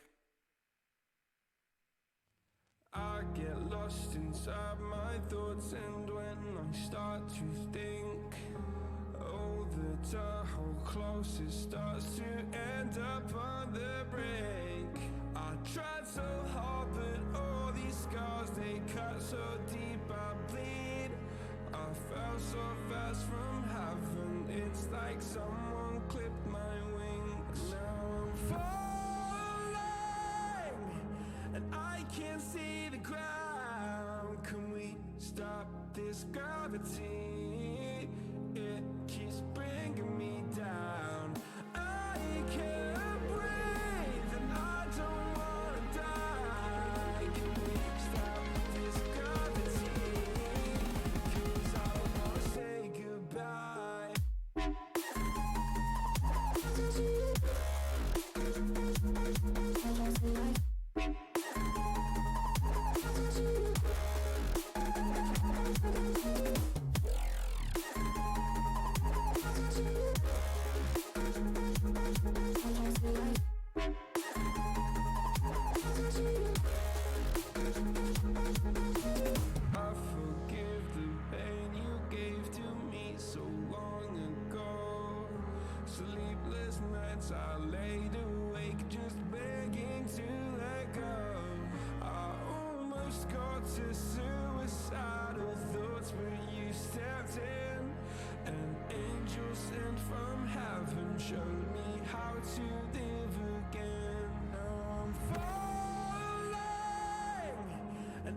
can't see the ground. Can we stop this gravity?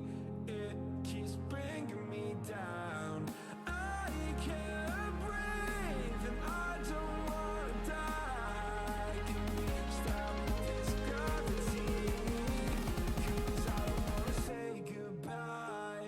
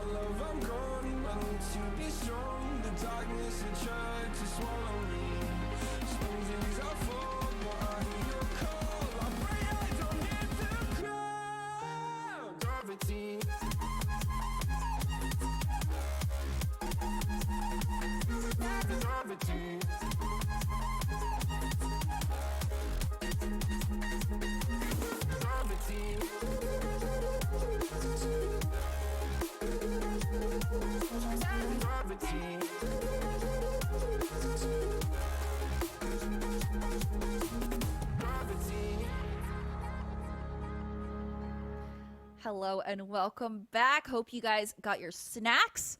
Hope you stretched because we're going to be going into game number 4, which is starting on Storm Point. So let's go ahead and take a look at all the different team kills that have been accumulated since game number 1 through 3. Singularity is at 28 kills, so still holding strong at the top. Phoenix is actually at 13. They have 13 kills overall as a team. Elevate has 19, which is the next highest. And it's actually going to be Team Audic. That is at 15 kills. So we do see Singularity, Elevate, and then Audic holding the top 3 in terms of the most team kills here, which is incredibly impressive. I think Team Singularity is doing just fine, but they didn't really perform that well in round number 3. So we're going to be seeing them perform. We're going to be seeing how they're going to be doing on Storm Point in this next match going in. Now remember, like game number 1 on World's Edge, we are going to be seeing teams get used to where people are dropping, because again, teams have specific places that they want to drop in, right? And if that stuff gets contested, we're going to be seeing shifts in game number 5, which is the second game on Storm Point. So this first game is going to be like the first game on World's Edge, where players are getting used to each other. Players are going to see what exactly teams do and what characters they choose for rotations and for fighting. We are going to see Gibraltar's and Scan Legends still happen, but now it's going to be about mobile legends, especially since Storm Point again is 15% bigger than World's Edge. I cannot express that. I cannot emphasize that enough because it makes a difference.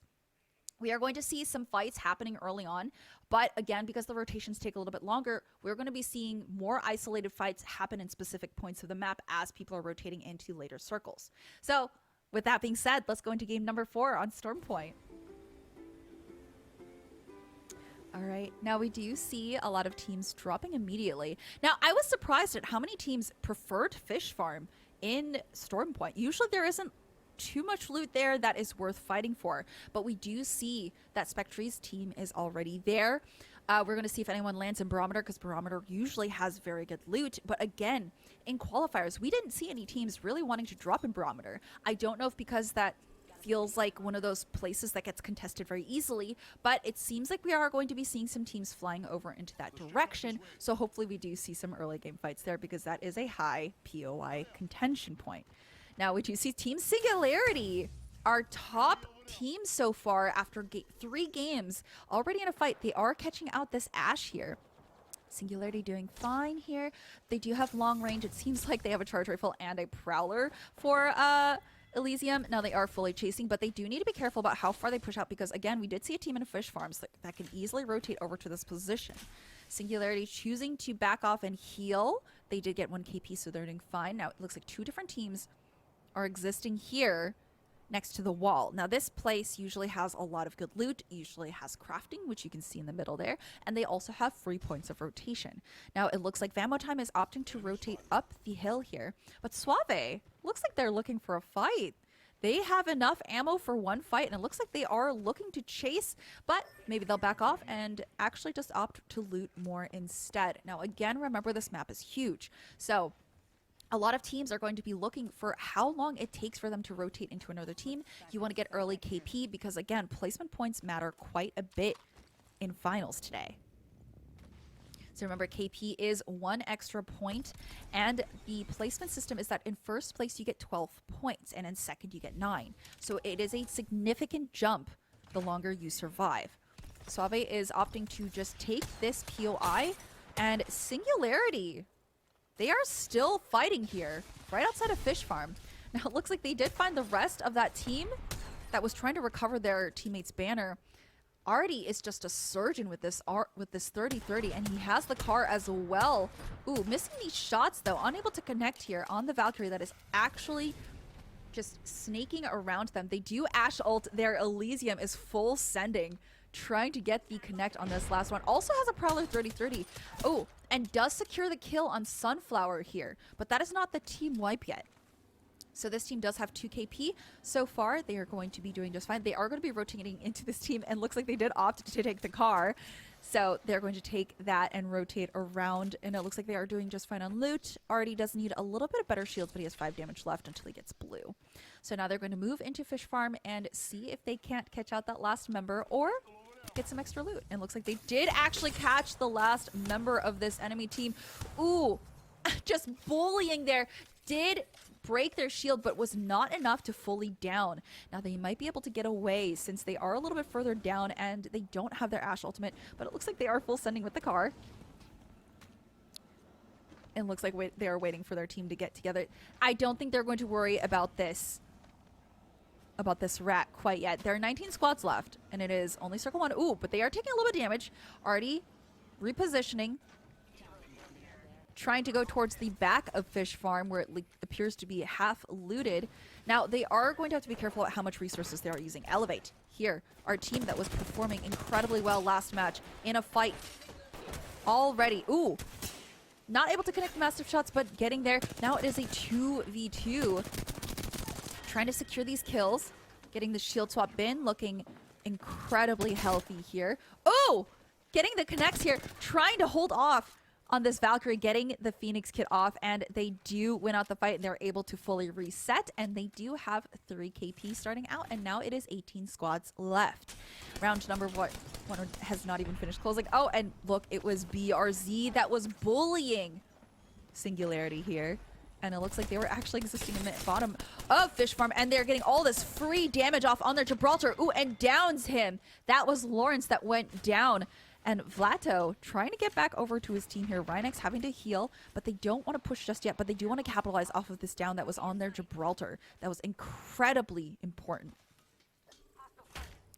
All right, and it looks like they are aware of another team that just landed near them, so they are taking this a little bit slower, making sure that they're being a little bit more methodical about where exactly they decide to go. Ooh, and they did take a little bit extra damage. Ooh, but Click is going to put out his ultimate so they get a little bit of cover. Maybe they can rotate out or at least secure this kill. And looks like they did actually secure the kill. So now they are actively looking at the other team that has landed near them. BRZ in a fight across the way. But they are up against a charge rifle, and that is not something that they want to be doing right now. Pirate Dream, this should be their map. Pirate Dream should be excelling on Storm Point, which is absolutely a pirate's dream. Now, they are taking a little bit too much damage. They're going to have to back off. They do have the long range with the bow, which does a lot of damage, but unable to really connect, and it's against Dude Esports that has moved into Pirate Dream's location. Now, they are all outside of the circle. It is only first circle, so it won't hurt too much, but they are still pretty far out from it. And again, this is one of those things that you need to pay attention to, especially on Storm Point. You want to be rotating early, because the more damage you take and the further you are from circle, the harder it is to keep up. So, Duty Sports, they are going to opt to take the car and move in. Forget about this team that's in front of them, because they know that they're going to be caught out in the circle for too long, and that is going to have a domino effect on how far they have to move each time the circle closes. So they decide to go the smart way and rotate in. Little do they know that a lot of teams are already staked out into the next circle's location. Now remember, we did see some teams land in Barometer, so there isn't going to be a whole lot of loot here. We did see teams already establish all this POI, so everything's going to be mostly looted. Hopefully there's some leftover spots for them. Now in Fish Farm, We do see several teams existing in the same area. Again, this is why scan legends are important. You want to get that beacon so you know where the next circle is going to be, and you want to hold that position. You want to be able to hold a building. You want to be the first team to have as much cover as possible, and you want to be the last team to push out in the final circle. So we do see South America being very good and diligent about getting those scans in for circle. All right, and Singularity is still alive, just holding out on the edge of these buildings here, trying to find out where all the different teams are, trying to get as much damage off as possible. And Elysium trying to get in with this sneaky tether here. Oh, and Singularity getting the scan again. Singularity has been doing incredibly well because of the way that they've been able to position themselves. And the fact that they've been able to get those beacon scans from Artie is huge. So they do know that they are safe, they can stay here, and they can sit comfortably for a while. But of course, they do need to be careful about the amount of resources that they are spending sitting here, of course.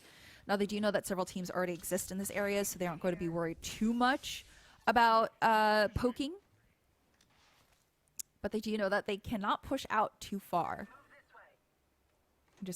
And they are keeping account of all the other teams that may be pushing in afterwards. All right, and we do see Besk on the charge rifle bullying people across the way, but trying to save his ammo because, again, charge rifle takes quite a bit of ammo now. Every shot takes quite a bit out of your ammo reserves, so he is waiting. And he does get the extra scan down for... He does get the extra bubble down for Artie to get that scan again. Now, they are going to find out that they're still inside the circle. They're doing just fine. They are playing incredibly smart here. Now, we do see several teams still in Fish Farm, and there are two teams here in an active fight. It's Audic. Now, remember chat saying that they wanted to see more Audic gameplay. Well, here you go. Ooh, those juicy wingman shots there. And the beautiful nade. This may actually end up connecting here. Oh, and there it is. That final shot on Truman. That arc star, but they are going to try to get that res. They need to push in, but there's caustic gas happening, and they can't push in without taking too much damage. Audic having to back off. Swag is now on the bottom, trying to fully heal. So this team may have actually gotten the full heal off here and the res. So they may have been able to reset. Swag is trying to get in to prevent them from actually fully resetting, trying to get some extra damage in their backs, and does so, but has to back off because he knows that he's alone, and he has to wait for his team to push in. And they're all a little bit separated right now. Audic struggling to really get a handle on this fight here. They need to push in, but they aren't quite ready to push in yet, especially since they know that this team has a caustic. So they're trying to find a proper angle. Ooh, and Jinx with the shred from the car has to fully back off to shield again, but can his teammates capitalize off of that fully cracked damage that they got on their teammates? And they're not able to quite connect here.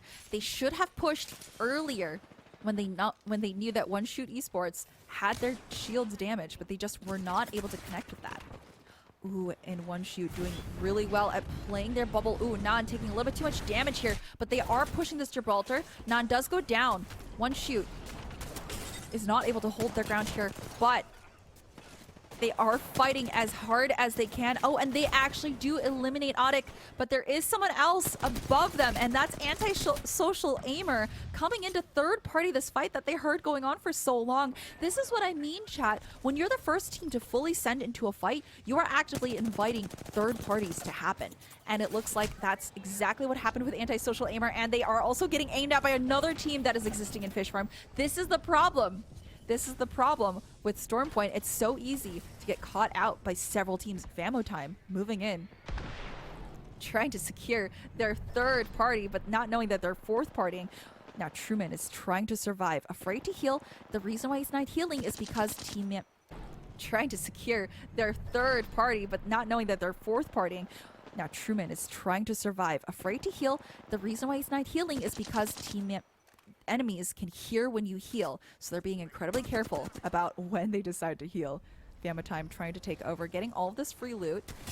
Hopefully they don't catch out that rat there. Elevate looking pretty strong, being able to get some extra damage and kills here. They do need to fully back off to heal. Sleep taking way too much damage, but has a gold shield, which is very fortunate, and he's going to be able to recover very quickly.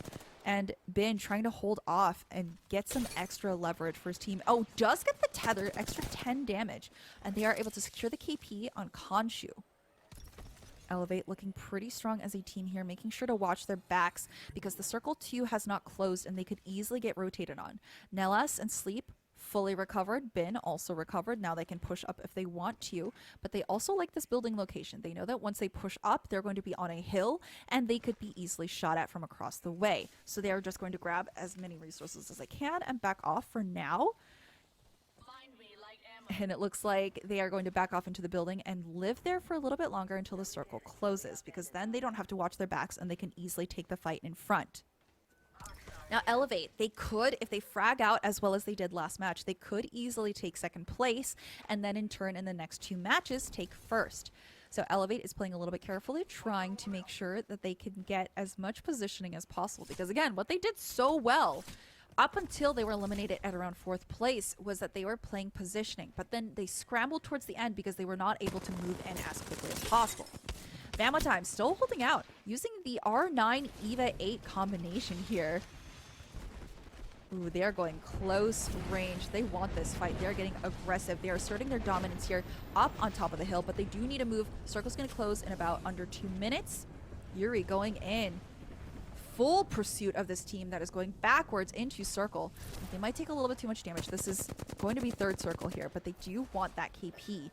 And they do get True down, which is unfortunate because he was their Gibraltar player. But SST not looking so great. It's down to Trinity, and Trinity may not be able to heal in time and does get eliminated. Suave, they do hear this. They want to move in. They hear the fighting. They know that a team was eliminated. They know that they aren't doing so well. One shoot. Okay, they're fully back now. Truman does get down to through the window across the way, and Protein gets eliminated. They all get eliminated. Unfortunate there. Everyone was looking at them in Fish Farm. Antisocial Aimer still holding strong here, looking incredibly healthy, doing fine on resources, and they are actively holding out on several different angles.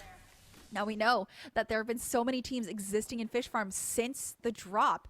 So we know that there are a lot of teams here, still a very aggro zone. So they are all holding out and making sure that they are looking at how they can rotate around. Now they don't have to move anywhere. They are okay, but they do not have a bunker legend. They do have an Ash that can get them out of situations very quickly, but again, they want to be careful about all these other teams that may be looking. So as Circle 3 is about to close in about 30 seconds, they are going to be trying to get an angle on everyone. And Novak is actually running low on light ammo. 131, that is going to be extra ammo reserves that may hold out in one fight. So he can't waste that ammo too much. But does get the beam, but not quite enough for them to capitalize off that movement. So that is unfortunate. They're going to have to be careful, but they do see that a third party is very viable for them here. Antisocial just biding their time, watching the kill feed. Team Zen! Excuse me, they're playing like rats under here, trying to play for placement here. 13 squads left with round number 4 closing soon. Zen just existing on the bottom here. Yeah, round 3 will be closing in. Round 4 will be starting soon. And looks like Vamo Time not looking so good. They were just stuck in the zone and they have to drop Semorg following closely behind. Semorg was a team to watch today too, and now they're going to have to struggle to find a location to drop. Little do they know though that down below here there is another team ratting out directly next to them. Fortunately, they can't fight each other quite yet because they're not in the same little drop area, but this is going to be an incredibly precarious situation. Once they do drop down, they need to be careful. I don't know how they have been able to avoid each other, because here's the thing, they don't have an immediate scan legend that can give them that information that there is another team existing right next to them. So this is going to be very precarious, and this is not a good position to be in. A well-placed Gibraltar ultimate or well-placed nades could easily be the end of Semorg, especially with them only being on blue shields. Now you do see Zen being smart and sticking to one part of the area. This is a weird way to play. They are definitely going for placement here. TikTok, a team we haven't really seen get on the board today, doing pretty well here, able to hold their defenses, but their caustic does go out in front of their house. Now, can they get this full res off? They do get the Gibraltar quick res here, and we're able to close the door. So Moretta may be able to make a full recovery and still use his ultimate to help his team out. But Circle number 4 is going to be closing soon. 11 squads left, and they only have 1 KP so far. AK-47 was just out, so now it's 10 squads left with Circle 4 closing. And that looks like that was actually gone. That KP went to Elevate. Elevate rotating in. Sleep having to fully heal here. They are trying to rotate as quickly as possible because they do know that other teams are around. They didn't take the Valkyrie ultimate because they know that that would signal where they were going way too quickly. So Elevate taking the long way, running it into the circle. But they may be in a world of hurt because there are a lot of teams already living here. This is going to be incredibly precarious for them. Right, they are taking it a little bit slower. Nellas trying to locate where everyone is at, where they can move in, or where they can third party. Because again, they could third party. 10 squads left. That is not a lot of placement points. So they still want to play for placement as much as possible, but also secure KP. They know where exactly all these other teams are peeking from. So they are being careful, holding out here. They do need to move in about 10 seconds. And this is circle 4. So this is going to hurt quite a bit. Ooh. But they're being actively gatekept, so there's nothing they can do currently. Waiting on the outside. They know that there's another team on the outside trying to get in as well. So they are just biding their time, making sure that they could move anywhere. Now they do still have Bin's ultimate, so they could flash ult into one of these buildings and take that fight, but they know that a lot of teams are also trying to fight for different locations. And looks like Elevate did choose to do the Valkyrie ultimate, which could end up being a painful answer. But looks like they are actively flying in. Oh my goodness, they're going to try to land in this area where they know that there are active teams here, and everyone is hiding underneath. Oh, Bin taking a little bit too much damage. And Phoenix moving in pretty late as well. Team Zen still existing on the bottom. They are moving out to try and fight. Elevate doing okay. They can stay down below, fully heal, come back when they're healthy. Antisocial Aimer taking a little bit too much of storm damage here, but they are able to back off and stay in this building. Now this positioning is incredibly interesting here. Antisocial Aimer, ooh, with the big thermite, getting a lot of damage as that team was standing all together, grouped up, which is a huge no-no. Antisocial Aimer just has all of the angles on this team that is existing below them, and they are not happy about it. They're going to punish them as much as they can, but they are getting needed, so they can't quite move just yet. Right, and Dark Bloom also getting an angle on the other teams that are existing in the fish farms in the actual water down below. And they are having to be a little bit careful, back off to fully heal.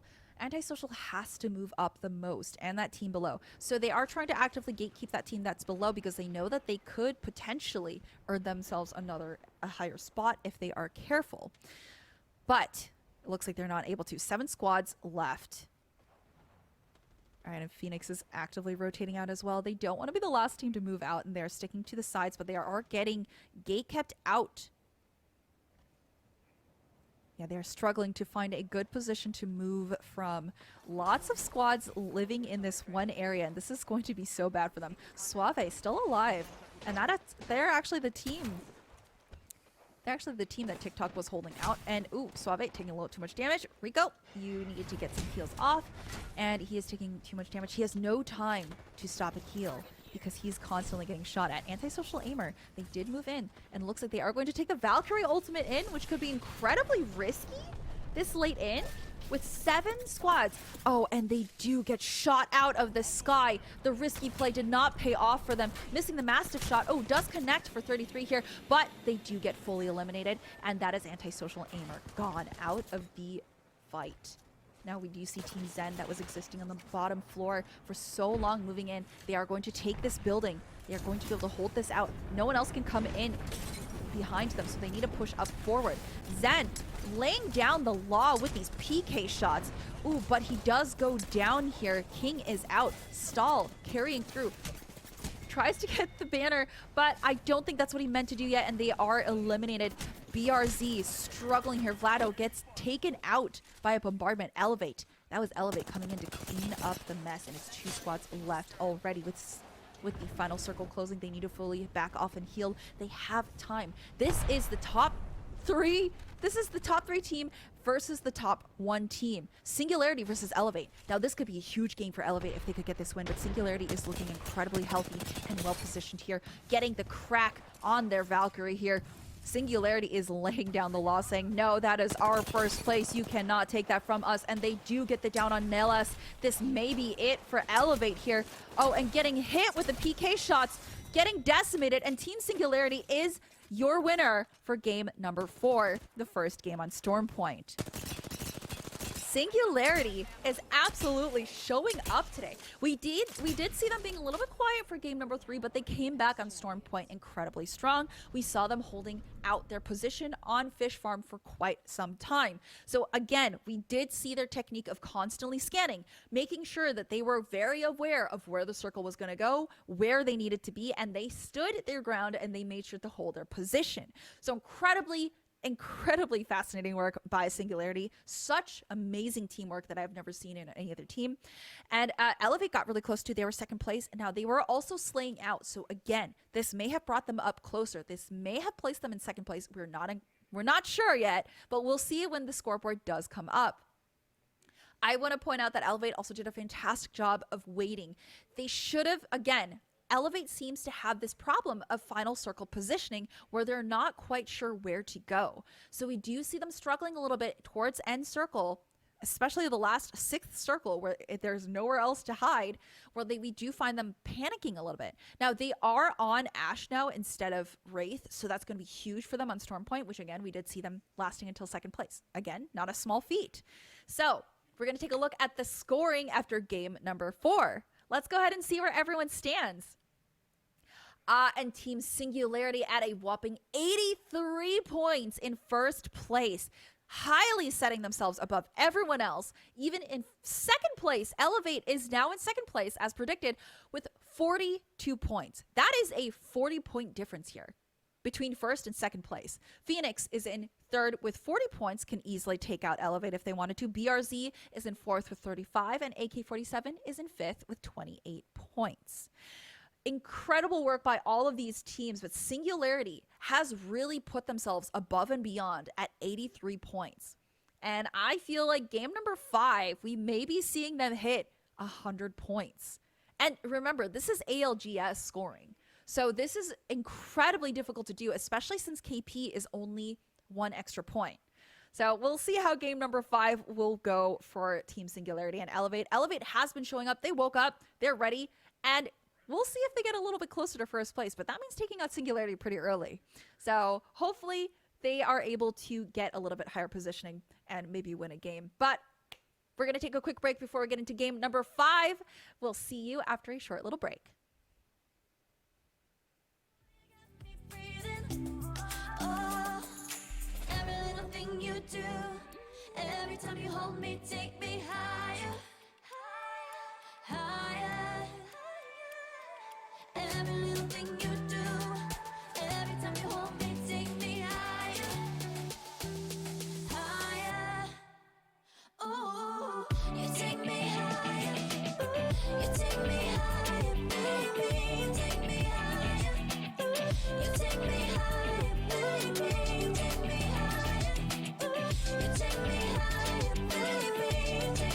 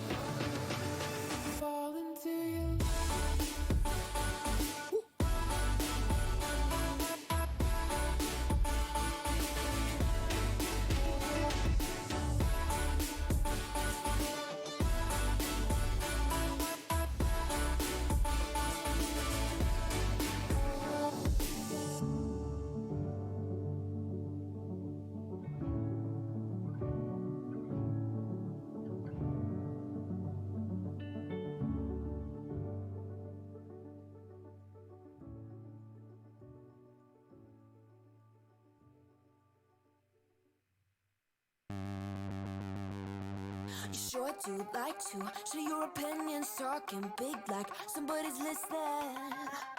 Nobody's listening. It's so fun and games until it doesn't toss me out. I'll hit the ignition. Now you listen. Hop up in the window. Smaller and smaller you fade out. Hop up in the window. Yeah. You cannot get my vibe, no, there's no way. I'm flying high above all your gravity, trying to bring me down, but I'll never stay. Hey, hey, watch me levitate. You cannot get my vibe, no, there's no way. You can say what you want, call me insane, trying to bring me down, but I'll never stay. Hey, hey, watch me levitate.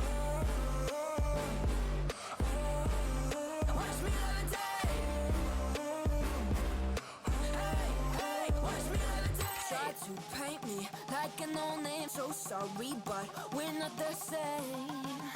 No, we're not the same.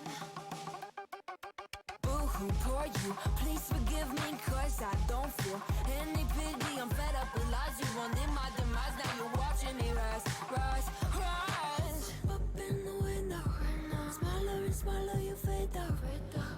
Up in the window, yeah. You cannot get my vibe, no, there's no way. I'm flying high above all your gravity, trying to bring me down, but I'll never stay. Hey, hey, watch me levitate. You cannot get my vibe, no, there's no way. You can say what you want, call me insane, trying to bring me down, but I'll never stay. Hey, hey, watch me levitate. Watch me levitate. Hey, hey, watch me levitate. Up in the window. Up in the window. Up in the window. Up in the window. All right, welcome back. We are waiting before game number 5. Now, I have a few kill point updates for y'all. So, Team Singularity, over 4 rounds, they have had 83 total team kills. That is kind of incredible. Elevate is sitting at 42, which is the next highest. And then we actually have Phoenix at 40. So, we do have the proper top 3 teams holding the top 3 kill points. But Singularity sitting at 83 for, 45 kill points. I'm so sorry. I was reading the wrong thing.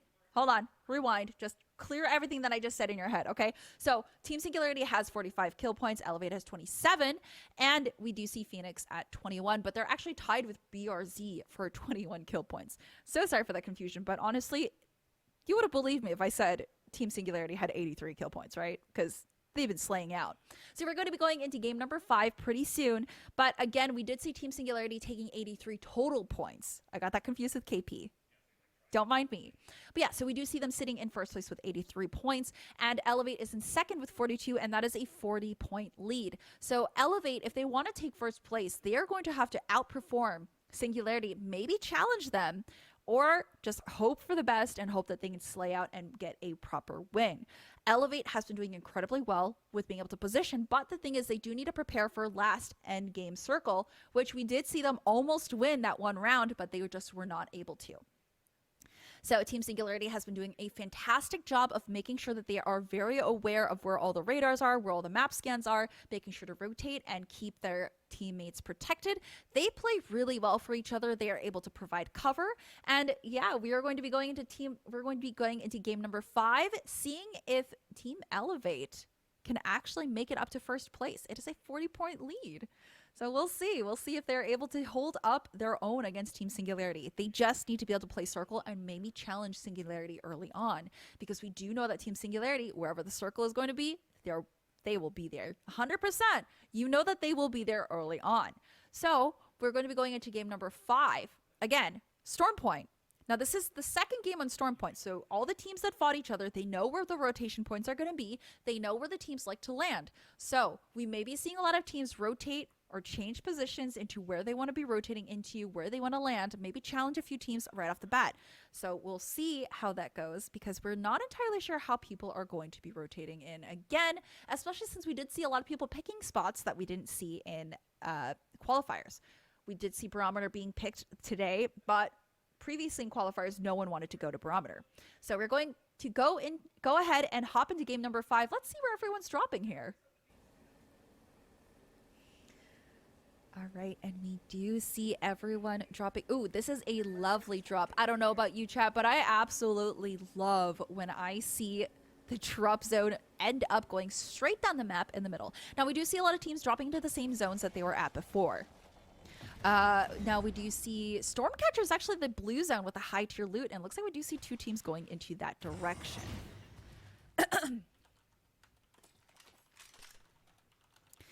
All right, now my favorite zone to drop here is Lightning Rod because you do get the... Actually, it's to drop High Point, then rotate into Lightning Rod because you are able to get that extra loot zone. You get 2 POIs for free, but it looks like H1's team and Worst's team are going to be in contention here. And it looks like we do see 1 team landing at Stormcatcher. Now, Sem.org, they did drop in this cave location. This is one of those positions that you get kind of screwed on loot if you do land into a bad position, but it looks like they are going to actively rotate out. They know that they are landing with another team, so they're going to be getting out, and it's actually Pirate Dream. Again, Pirate Dream choosing this cove to stay in, so they are going to keep their rotation here. They are aware of another team being here, so they are going to be careful. They did take a little bit of damage, so they do need a reset, but this is an early drop. They did fully back off, so they are going to have this area for free, but they are actively looting as quickly as possible.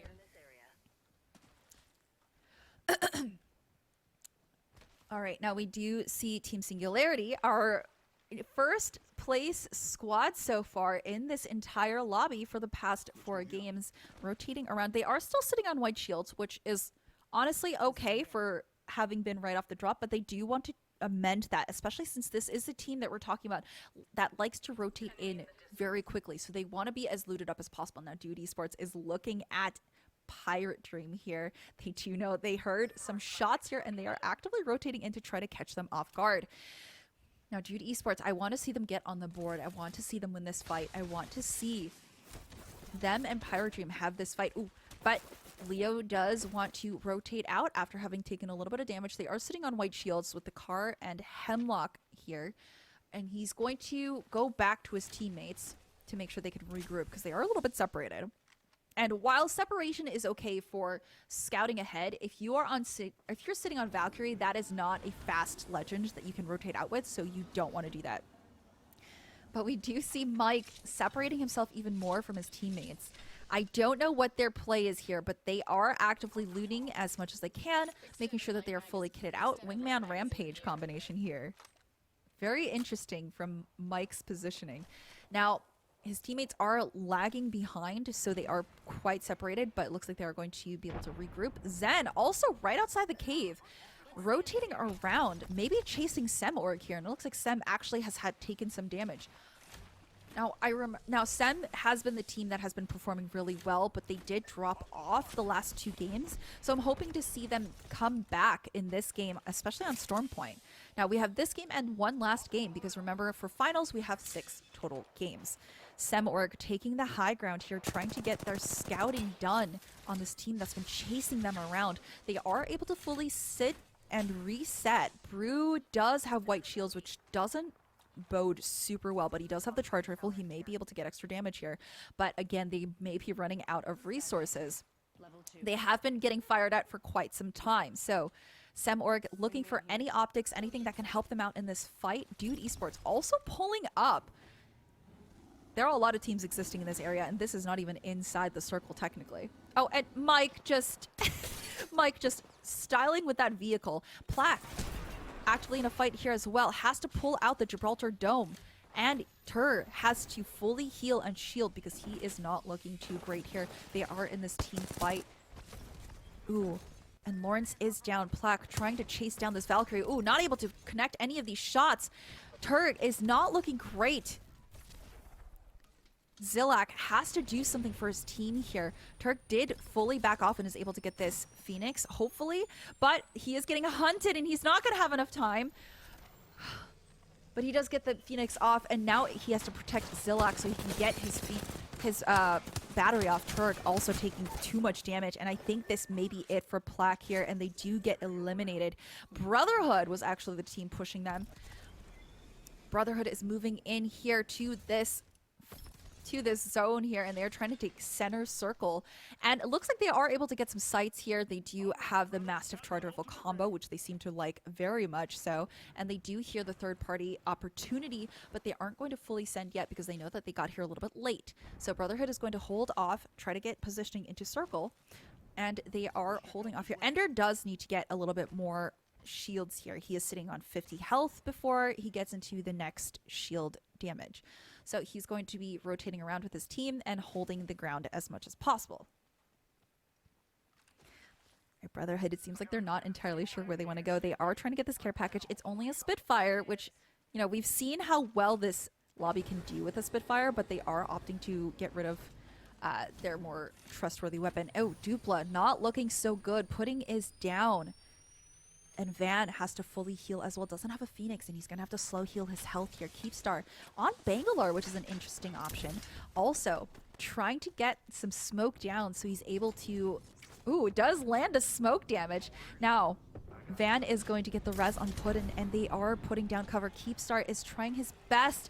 Does end up hitting flesh damage here, so he's going to push up a little bit, but he needs to be careful because he is separated from his team, and this is not going to be good if he gets eliminated. He's the only one who is actively providing cover for his team. They are going to disengage. They are going to move backwards. They are moving outside of the circle, and they are going to be hurting for the next rotation, but this is something that they have to do. They still have the other option of leaving outside of this POI through the other entrance, and they're going to go backwards. So looks like Suave knows what they're going to be doing, and they are rotating around to intercept as well. So a lot of teams, again, are playing chess, rotational chess, and they know they actually do have the scan for the next circle. So they don't want to stay here too far. All right, and Elevate looking pretty good, rotating around in the circle. They are in circles, so they don't have to fight for rotations too far. And this is going to be pretty... They're going to be doing pretty well here. Ooh, Dupla did get the full reset here, but now they are getting gate kept outside of the circle. They can exist here, but it is not going to be good for them if they can't fully rotate out. Now, they do have Puddin's ult if they want to use it, but again, Puddin has been using his ultimate in situations where it puts him into trouble. Suave also having to disengage because Pawnee took a little bit too much damage. They know that there are other teams looking in this location. Dupla trying to push up, trying to find any sort of movement, any sort of space for them to get out of this building because they don't want to stay here. It'll provide them cover for now, but it is not a good position to be stuck in, and they know this, and they're trying to move out. Now, Dupla was one of the squads that we did see performing incredibly well in qualifiers, so I'm a little bit surprised to see that they are not super on the board today for finals. Now, if we do look at the leaderboard, Dupla is actually... they are actually sitting in 13th place.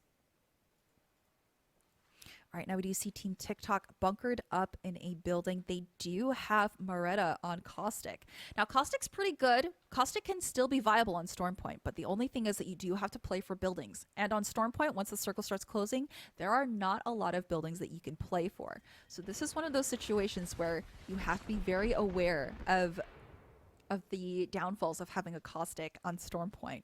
Yes, it is incredibly good to have a Caustic in tight spaces like this, but you're not always going to have a building to bunker down in. Team TikTok holding strong. 16 squads left, and circle number 2 is going to close in about 2.5 minutes. They are sitting pretty well with their shields, but they aren't really actively getting into fights, which is going to hurt them a lot because, again, placement points for first place is only 12. And if you get KP, you could potentially outscore first place if the first place team actually did not get many kills. Singularity, our #1 squad so far in the tournament. They're sitting outside of the circle, just outside of it, gatekeeping a team that is trying to move up. Singularity also taking a little bit too much shield, a little too much circle damage here, so they're going to move up a little bit, but also making sure to watch for this team's rotations.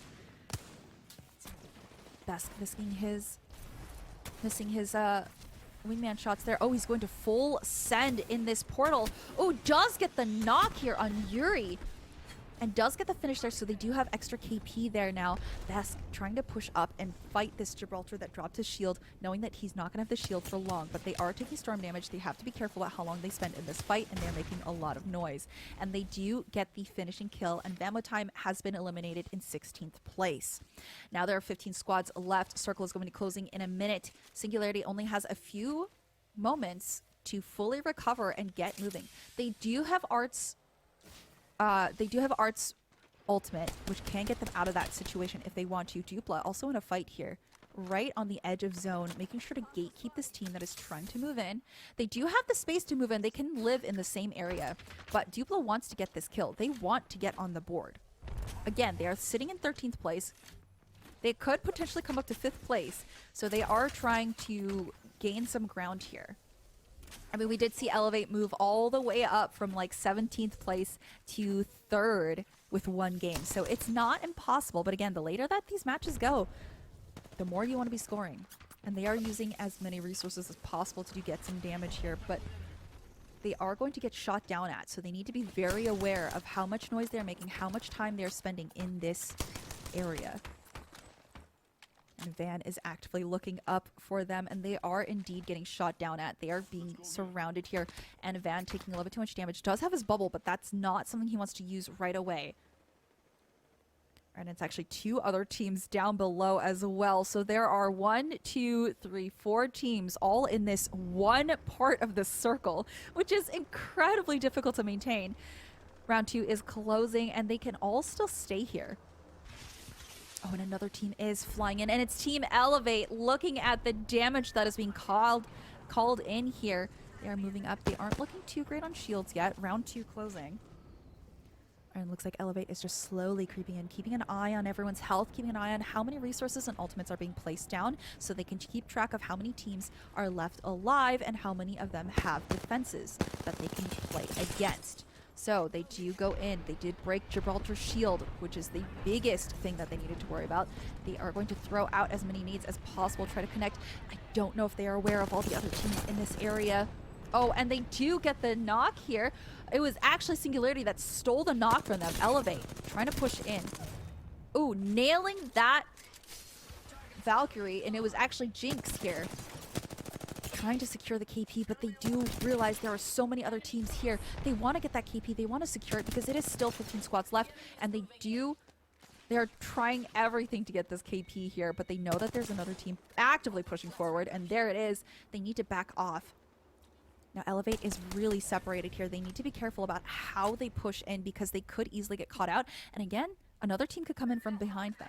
15 squads left. This is a pretty big area for 15 squads, and this elevation is a little bit difficult to work around.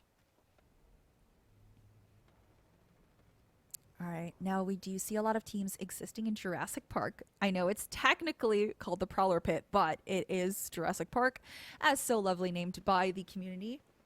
And it looks like Pirate Dreams are actually still alive, but they are still in a fight. Brotherhood bullying them out inside this POI, making sure that they cannot move. But the thing is, they are also holding themselves outside of the circle, and they do have to move within a minute and 30. And again, this is circle 3. This is when it starts to tick for a little bit too much damage, and you get uncomfortable with how much damage you take. Ooh, getting 48 and 30 damage on the enemy team here. Brotherhood is looking okay with shields, but they do need to rotate, so they are aware that they need to follow this team in. Pirate Dream still holding strong. 2 people left. Asleep has been eliminated, but they do have his banner. They could recover him if they wanted. Oh, they have to get the banner. I'm sorry. So they were recently taken down a number, so this is going to be unfortunate for them if they are not able to hold the ground. They are being gate kept out from rotating. So at a certain point, they need to figure out if this fight is worth it. But it looks like they are given no choice. Getting pushed up here. Oh, and the Wraith does go down, but Thezar not looking so great. Trying to secure that KP, and does, but he does go down in the process. And King, can he get this 1v2 here? No, he gets eliminated at 14th place, and that was Brotherhood coming in to clean up Pirate Dream, and Pirate Dream was eliminated 14th place. But now Brotherhood is down a member, so they do need to get Sab to a beacon, or They need to figure out how they want to position themselves as a two-man squad. And it looks like they are opting to respawn, but they have 22 seconds to get into the next circle, and this is going to tank Ender. He needs to heal his shields, and he needs to re-up on heals, because this is not going to be very good. This is not going to be a kind circle. They need to rotate in, and they are pretty far from it. All right. Now we do see Brotherhood regrouping here. Sab does need to quickly loot. They are going to be caught outside the circle for quite a bit. And Singularity, just watching the edge of circle here. Again, one of the teams, Singularity is one of the teams that we see positioning incredibly well, making sure that they're easily prepared for end game circle.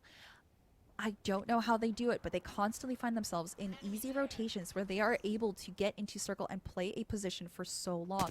And they do know that there's a team actively stuck out here with no cover, and they are going to full send on them and try to secure that KP. Now it looks like they do have at least 5 KP here, so that's 5 extra points. And if they're able to win this match, they are going to put up their score even more and keep that gap going.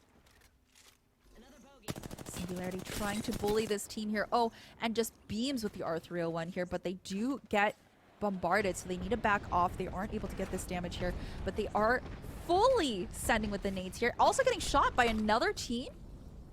Phoenix was just eliminated. So now it is down to 10 squads. And they know that they're actively being shot at from different locations, and there are so many different angles that they need to be aware of. But Team Singularity is not being caught out here. They're not being punished for being outside of their positioning. And they're able to move up quite quickly here. Singularity able to get some free damage here. Oh, an absolutely decimating Elevate here. This is Team Elevate, the second place team, and they aren't able to fully push up because they are getting bullied out. So that is incredibly good defensive play here. And Elevate is going to be able to get that res off, and they are going to be able to reset, hopefully. But they do need to be aware of the way that they are being set. They are getting bombarded. This may be their demise here. Bin getting 2 damage. He is only half health here.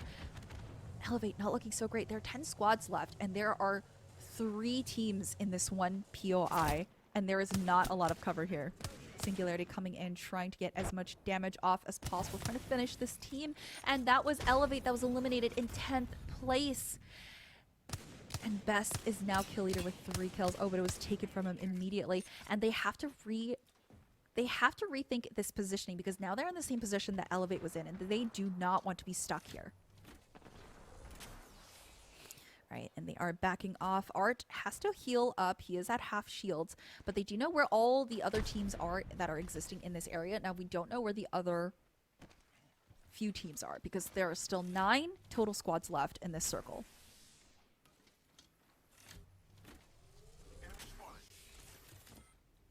All right, and Singularity making sure to watch their backs. They are very good at knowing where other teams are going to rotate in. So their knowledge of the map is also incredibly...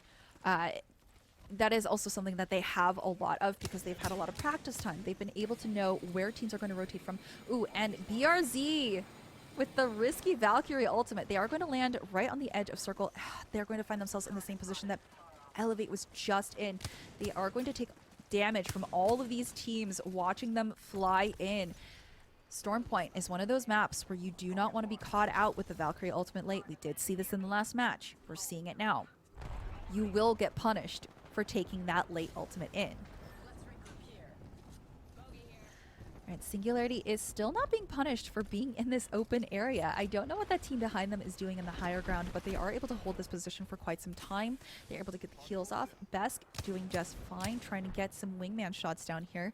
Unable to really fully connect though. So he's just going to stay and hold this high ground, put some pressure on for his team. Does hit for 45, but not quite enough. And that's actually Suave's team that is taking down Team TikTok. And TikTok was just eliminated. Alright, and we do see Singularity laying down the pressure, slowly moving up. 7 squads left in Circle 5. Oh, and Besk is absolutely just demolishing with the wingman here, able to connect shot after shot, putting down the pressure. But they aren't able to push up. Singularity wants to bide their time. They do not want to be the first team to fully engage in a fight, because they know that there are still 4 other squads looking down at them. So they're just putting down pressure for now. Besk waiting for his shield to come back, his arm shield.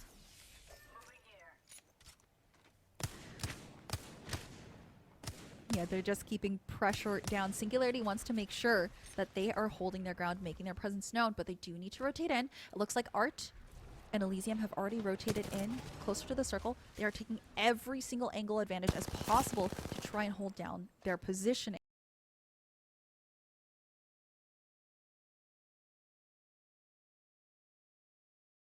Needs to get a little bit closer so he can give them the shield if possible, if they need the bubble. All right, and they are actively looking at this fight. They are still outside of the circle, but they have 38 seconds before it fully closes, so they're going to be just fine. And they're hoping that these other teams go into fight so that they can just third party. Now they are sitting really well on KP, so they are already racking up so many points. Art pushing up, getting this angle where he's able to get so much damage on this team. They do break their shields. They are frantically searching for any way to rotate out, and they do take down No Click, but it's not a full elimination yet. They could fully get that res if they wanted to. Throws down the bombardment, and they know that there's another team directly to their right, so they're not able to fully contest this. They are pushing. They are trying to get extra damage so that when that circle does come in to eliminate that team, they get the extra points, but they're not quite able to do that yet. Besk having to back off and reheal and reload. But now they do have the high ground in this final circle. There's 5 squads left in circle 6. They do have the high ground, they do have cover, but they aren't able to actually look down at fights because they are being held out by these other teams that have better angles. And Elysium, peeking out to try to get some damage, does miss his PK shot, is unable to fully connect, but now he can get some peeks for free. Misses the PK shot again. Oh, but that one connected, and that was all the damage they needed. They are in a bubble fight. They are trying to get that extra KP, trying to secure that down, but they are unfortunately unable to. They are going to get that res, and he's going to push it. Elysium nailing the 110 PK shots right there.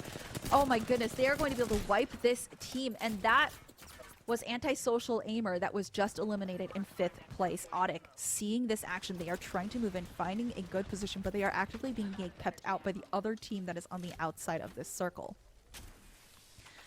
Audic trying to find an opening because they know that they could have had the prime. They could have had the prime jump on that third party, but unable to actually get there in time, even though Worst could have used his ultimate to get in there as Ashe. Alright, and Jinx is still sitting at 50 damage left until he gets red shields. Final circle is closing, and it will be closing very soon, and it looks like Sue is taking a little bit too much damage here. Has to drop the shield, has to fully shield, use a shield bat. That is going to buy them a little bit of time, but now they are going to try to third party this, and Jinx takes way too much damage. This is not looking good for Team Audic here. They are top 4, so they are going to get placement points, but they are actively taking damage from 2 different sides, and they cannot find a good position to fight in, and they cannot commit to a location that they want to go to. Worst is a little bit separated. They are not able to fight together. They are actively holding off the other 2 teams, and this is not looking good for them. They don't have any time to recover. Singularity, knowing this, pushes. Oh, but Art does have to back off, has to fully heal. Singularity getting all the downs here on Sue, and this might be the end for his team here. Oh, and Besk nailing these Mastiff shots, taking a little bit too much storm damage. Singularity, can they win another match here? They just might be able to, nailing these Mastiff shots. Singularity, it's down to a 2v2. Trying to secure that kill here. Singularity is down to a 1v1, and Singularity did capture the win again. They were able to win that 1v1 there. It was so much pressure down to the wire with this final circle closing, and they were able to close this out. That is game number 5 with another win for Singularity. This is incredible. I don't think I've seen a team pull out so many points just so early on. They were able to secure their points in game number 1 and game number 2, and now they are holding incredibly strong. I can only imagine what their points look like now, especially with all their kills combined. They were able to play till late endgame. They played for placement, and they were able to rotate around and make sure to secure the kills. Also, you know that their team is incredibly good at fighting together, but aside from that, they are also very good fraggers on their own, because you see how they are able to hold their own in 1v1 and 1v2 situations, like in the endgame fight we just saw. So we are getting all the points tallied up for you. Hopefully we have the scoreboard ready for you soon. But remember that kills count for 1 point, and placement points, starting in first place, you get 12, and second, you get 9. So we're going to be seeing how everything worked out. We did see Elevate get taken down at around 10th place. So unfortunately, they're not going to get a lot of placement points. So it's going to be an unfortunate situation where they were not able to secure too much in this game. They were slaying out though, so they do have some KP. So unfortunately, they're just not going to have the extra placement points. All right, we are going to take a quick break before our final game, game number 6. Still on Storm Point. We'll be back with the scores that I'm sure you are dying to know. So we'll be right back. Going to take a quick break. Get your snacks, get your drinks ready for the last game for South America's region. My way, I know your name is written on everyone's mind. Your whole show is captivating me, but don't think that I can see right through that disguise. But when you got close to me, you had me falling so hard, baby, yeah, now I get it. You got heads turning, and you don't even try. Well, would you look at that? My glass is empty, glass empty. How about I get another drink, baby, drink, baby? Okay, I get it. You got fire burning, right there in your eyes. So when you got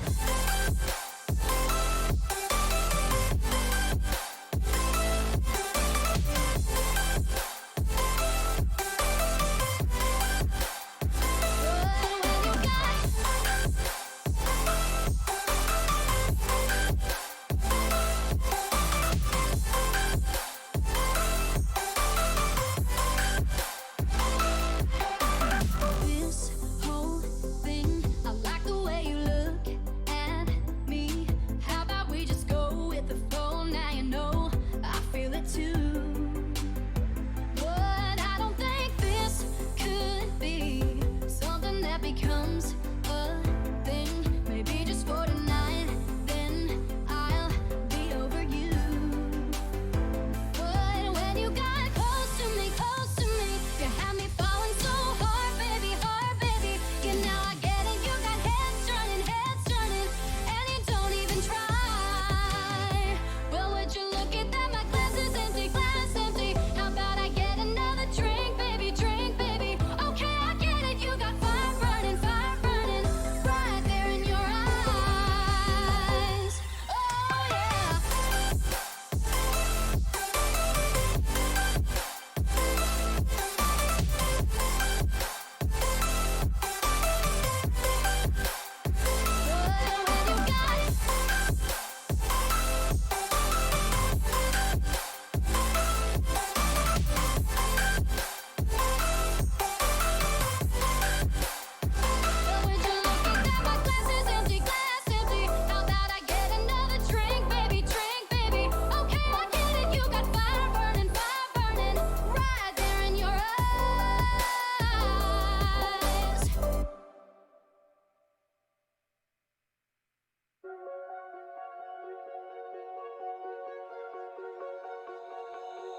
Oh, you tell me stories, you tuck me in, and the second you leave, I call you right back to check for monsters in my sheets. Yeah, high school was hard. You'd fight with my mom. I'd fall asleep to the screaming, sound machine always speaking, left emotional scars. Now I'm 21, a soul of 50 years. And now that you are gone, I'm doing things that I shouldn't know from. I'm doing things that I shouldn't do. At 21, a soul of 50 years. And now that you are gone, I'm doing things that I shouldn't know from. I'm doing things that I shouldn't do. At 21.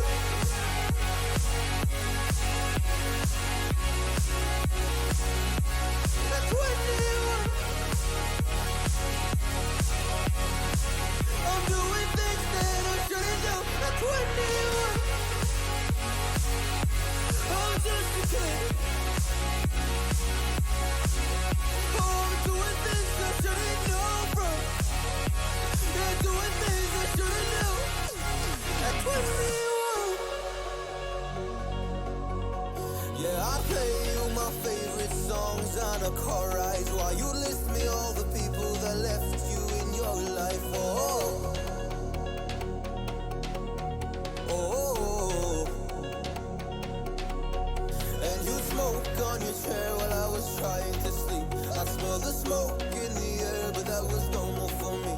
I didn't know. I didn't know. But now I'm 21. It's all of 50 years. And now that you are gone, I'm doing things that I shouldn't know from. I'm doing things that I shouldn't do. At 21, feels like I'm 50 years. And now that you are gone, I'm doing things that I shouldn't know from. I'm doing things that I shouldn't do. At 21.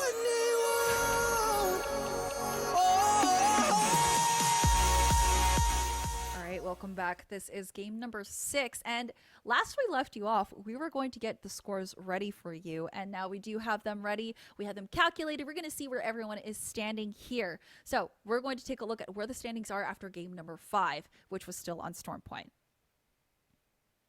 All right, we do see Team Singularity. What did I say? I called it that they were going to have a 100-point game. So they are sitting in first place with 113. Elevate is sitting in second with 47. Phoenix is actually tied with Elevate at 47 points as well. BRZ is in fourth with 39. And in fifth place with Antisocial Aimers at 34. I do want to point out that chat really likes Audic, and they are sitting in sixth place with 32 points. They could easily take fifth if they wanted to, or even overthrow BRZ in fourth place. Now, of course, from second to fifth and sixth place, that is easily doable. That could be up in the air for this last game. I do want to point out, though, that Team Singularity now has 63 team kills. And no, I was not wrong this time. They actually have 63 team kills after 5 matches. Elevate has 30, and closely after that, the Phoenix team has 27. And Audic currently has 17 total kill points after the 5 matches. And I wanted to point out that BRZ is actually just 5 points behind Phoenix with 22 points. So these are a lot of very close games within second to sixth place. Again, of course, Team Singularity is just setting the bar so high. So they are solidly in first place. Elevate could hold on to their second place, but Phoenix is very close to overthrowing them. So they need to really pull out all the stops in this last game. And game number 6 is still going to be on Storm Point. All right, we are going to be going into game number 6 very soon. But remember, all of this KP, Singularity's KP, they have had 60. The fact that they have had 63 team kills, that means they have all of their 63 points has just been through kills. And they are currently sitting at 113 points total. So if you do the math, not a lot of placement points have been added into that. They're doing perfectly fine. And if they keep playing the way that they have been, they're going to be just fine. We do remember around round 4, they were not able to really perform, but one match didn't make that big of a difference. So Elevate, they have been pretty consistent. First round and second round, they weren't really able to fully get together as a team and reconvene, but now they are getting into their groove, and I really want to see them perform well in round number 6. I want them to hold their second place because they are a very good team. Now, I know that we have a lot of people in chat who seem to be fans of Audic, and Audic could honestly very well take third or fourth place if they play this very well. We did see them lasting towards endgame, which is why they were boosted up from where they were previously. SemOrg, who was originally doing really well, has been bumped down to 9th place. So that is something that is quite unfortunate, but they could potentially get their points back up. They are sitting only at 9 team kills, though, which was something that they had around round 2. So that's something that they need to be pulling up. I don't know what is going on with them. I don't know if it's going to be a rotation issue. I did want to see SemOrg doing a little bit better. Leave No Witness is currently in 15th place, and I know that chat really likes Leave No Witness. I know that is a fan favorite. 13 team kills, though, but they are in 15th place, unfortunately. So we are going to be going into game number 6, the final game of the Legion Masters South American Tournament Finals. And we are going to see where everyone is dropping in, seeing if anyone changes locations, which I don't think they'll be doing here, especially since it's the last game of the day. And do you see everyone just moving out into their normal positions as they were before? All right, and Singularity It'll be interesting to see where they choose to go. The blue zone is in Barometer, which again already has really good loot. So the fact that that is the high tier loot location is going to be an interesting drop location for some people if they do choose to go there. Singularity is dropping about halfway through the map, trying to find their normal position that they want to rotate into. All right, this is the last game that who do you think is going to take the win? I want to know, chat, who do you think is going to take the win? We have been seeing Singularity win so many games today. But honestly, a lot of these teams have been playing really well. They've been able to get those rotations in early as well. They've been able to learn from their mistakes. We do see Elevate towards the northwest up here. And we do see Keepstar's team up in North Pad. So they could potentially get into a fight pretty early on. Right, still 20 squads left. No one has gotten into early fights here, but they are very close by. Now, this is one of the nice things about Stormpoint is that when you do land, you aren't necessarily contested because it is such a big map.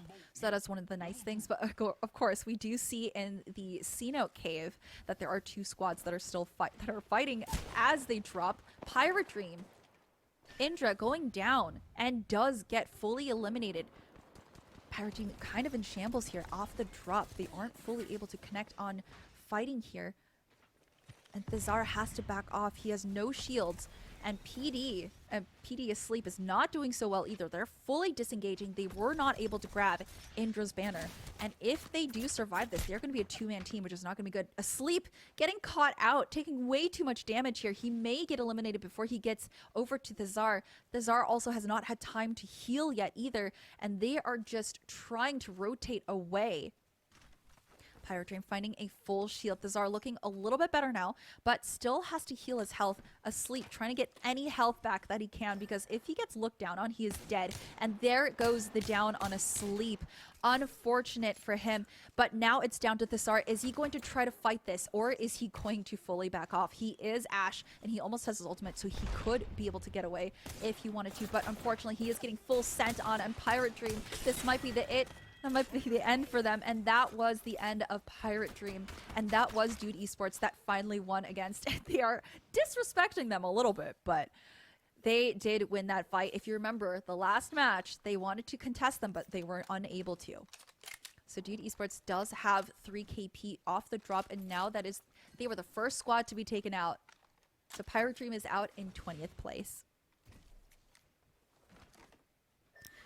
So they are going to get this entire POI for free. Again, there's not that much loot here that is super viable once you do go through a few buildings. So they are going to have to rotate out. We did see a lot of people rotating out towards the west side of the map here. Now, again, they do need to be paying attention to where exactly the circle is going to be closing in on. Singularity already on the move, already inside the circle.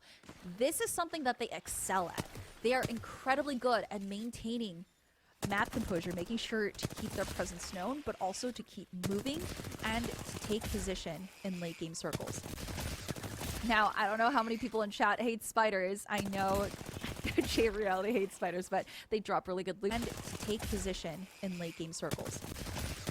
Now, I don't know how many people in chat hate spiders. I know J Reality hates spiders, but they drop really good loot, especially if you need attachments for your guns and if you need better helmets. So this is a legitimate technique you can do, but again, it makes a lot of noise, generates a lot of interest from other teams that may be in the area, especially since Singularity likes to move so quickly. They may be passing quite a few squads here. Oh, and interesting, we do have Besk on the Sentinel instead of the charge rifle. He may just not have been able to find a charge rifle yet, but we have seen how devastating he can be on a sniper rifle. Right, and One Shoot Esports coming in. Oh, but they do get... Protein does get eliminated here. One Shoot was the team that was up in North Pad, and they are getting this res off, but this may be very risky. Ooh, and they take too much damage. Now it's one person down again. One Shoot also getting eliminated. Truman is the last one alive and has to back off and heal because he has no shields and no health left. He's going to try to fully back out, and he may have to end up riding out for quite some time. There are still 18 squads left. He has to fully run because he knows that he is being pursued here. He may be able to get his teammates' banners, but it will be really difficult. All We do see Truman trying to sneak back. Maybe he could get some of his teammates back. But in South American lobbies, it is going to be incredibly difficult for you to get any of these reses off because, again, they are incredibly aggressive. They know exactly what you're planning. They know what you want. Oh, and Truman does get caught out. He does have to fully back off now. He has to use his Q. He's not going to be able to use this for quite some time now. He is going to try to hide and heal, but I don't know if this is going to go well for him. He is still trying to hang out in the area. He still wants to try to recover his teammates because there are still 16 squads left, and Leave No Witness was actually just eliminated in 17th place. Plaque also having just won a fight. They're doing fine. They're able to fully recover. They were just outside of the Prowler pit, and they are able to fully recover. They do have KP now, and they are able to heal and have good shields now. They are starting out pretty strong, and they were actually the team to kill Leave No Witness. And Tur is a little bit excited about it, as you can tell. So they are going to be able to take all of their loot for free. 16 squads left. And it is only, and round number 1 has not even fully closed yet. Now we do see Team Singularity also taking their location, taking their position in circle. They are actively scanning. And look at how they are taking buildings that have scans so that they are able to keep that knowledge going. They are actively in another contested fight here, though, right across the way. So they are going to be very careful about how they decide to push this. Art only has a white shield. 46 damage till he gets his shield up, but still wants to be very cautious. This is also a huge POI that can get pretty messy once teams converge onto this area. So they are being very careful. They did move inside. They don't want to be giving away their position. And Besk with the charge rifle, he did indeed switch off. All right, and Elysium and Art do have blue shields now. They are playing a little bit more carefully, a little bit more reserved, because there's still 15 squads left, and they know that round 1 has not even closed yet. Elevate, our second place team, who is tied with Phoenix. They're getting that early rotation in as well. I think they've been learning from the last few matches that they need to be rotating in quickly. Team Elevate trying to watch their surroundings here, knowing that already in circle number 1 and 2, there are going to be teams, especially Team Singularity. Again, like I said, you know that if you've been playing in these lobbies, Singularity will already be in final circle by the time you're rotating into circle number 1, so you need to be careful. And they are actively running into another squad. They are going to choose whether or not they want to fight this. They're doing okay on shield, so they could contest, but they did just make their position known. Oh, and do hit 45 flesh. They could pursue this, but they opt to rotate around on top instead. They wanted to go for the safe rotation. All right, that was a very good play by Elevate, but they are also getting kept out from going above, so they do need to go down below, which is a little bit of a late rotation now.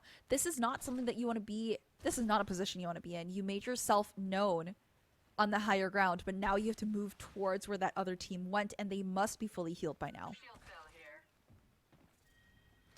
All right, we do see Elevate switching out their equipment here for each other. They are still in circles there, so they'll be fine, but for circle 3 they definitely do want to move in. They are not going to be looking to stay on lower ground for much longer. Elevate, they need to solidify their second place today. They are tied currently with Phoenix, and they want to get that extra KP. They want to get that placement. They have been able to get to second place, but unfortunately because of their positioning they have not been able to win a match. Right, and we do see Team Elevate just trying to find every bit of loot they can, trying to find an opening, because they know that there's a team actively gatekeeping them at the top of this POI. And that team above can actually live in that location for another circle, so they don't have to move. Elevate may have to go from under the map. They may have to go from lower. 15 squads left. Circle 2 closing in a minute. In a minute 40. Elevate just biding their time, hoping that the team above does run into another squad or has a different sort of interest in rotation.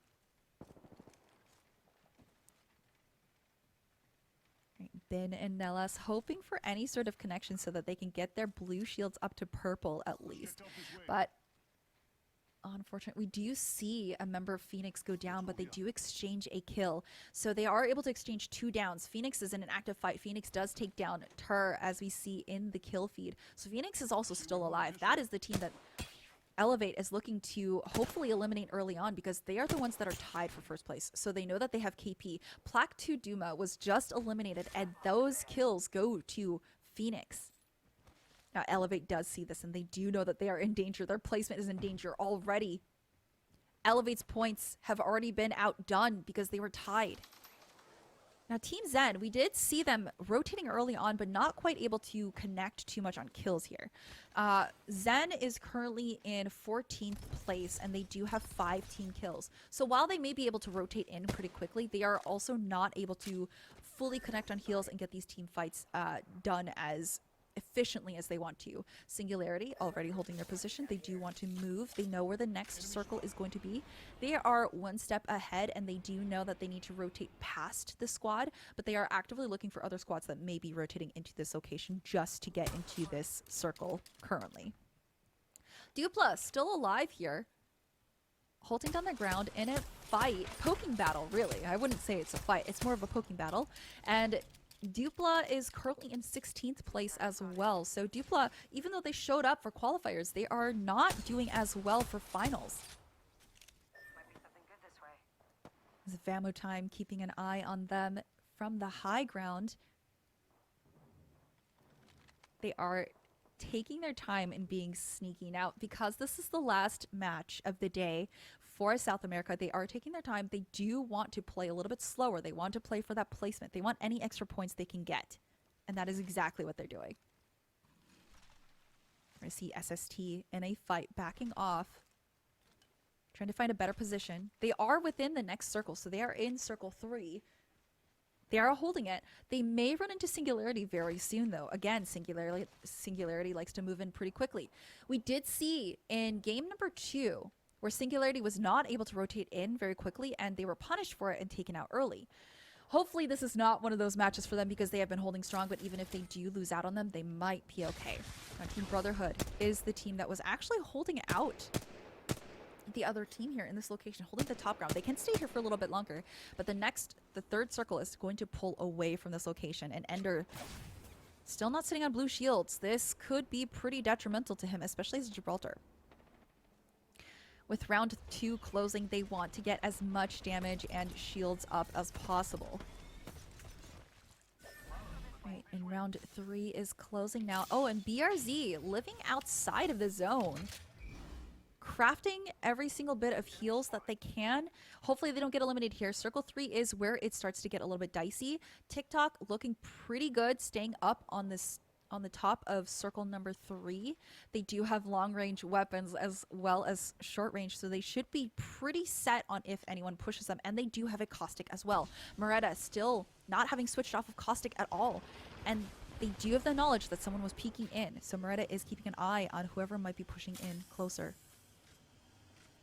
Doing a great job of replacing his traps here. We do see Marana's team, Semorg. They are in a fight here as well in a different location. They are on the edge of the circle, so they are holding out other teams. Marana does have to slow heal his blue shield here. Brotherhood opting to take the Valkyrie rotation in, may be getting punished for this because there are several teams that are already on the edge here. They're going to be landing directly on a team, and they know this, so they have to change position quickly. But they may be suffering for this because now they need to rotate in, and they have no real way to go. They do have Sab on Ashe, so it's possible that Ashe could give them that portal out. But this is one of those positions where you just do not know where to go. This is what I mean about Stormpoint not being entirely competitive ready, because you do find yourself lost in these choke points. And Brotherhood is struggling to find an opening for themselves.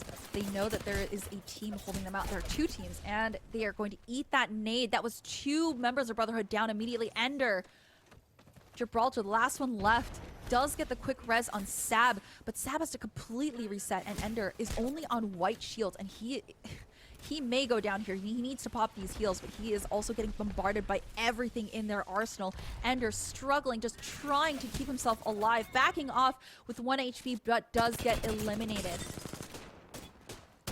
Oh, and Murata was the one who got the final kill.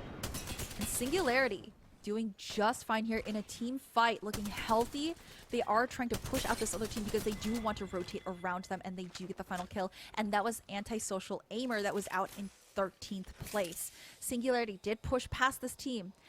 And you don't want to face Singularity when they are trying to get a rotation point in. They will do anything they can to get past you to get into the circle. But now this is the latest rotation we've seen Singularity take. They're usually always in the final circle.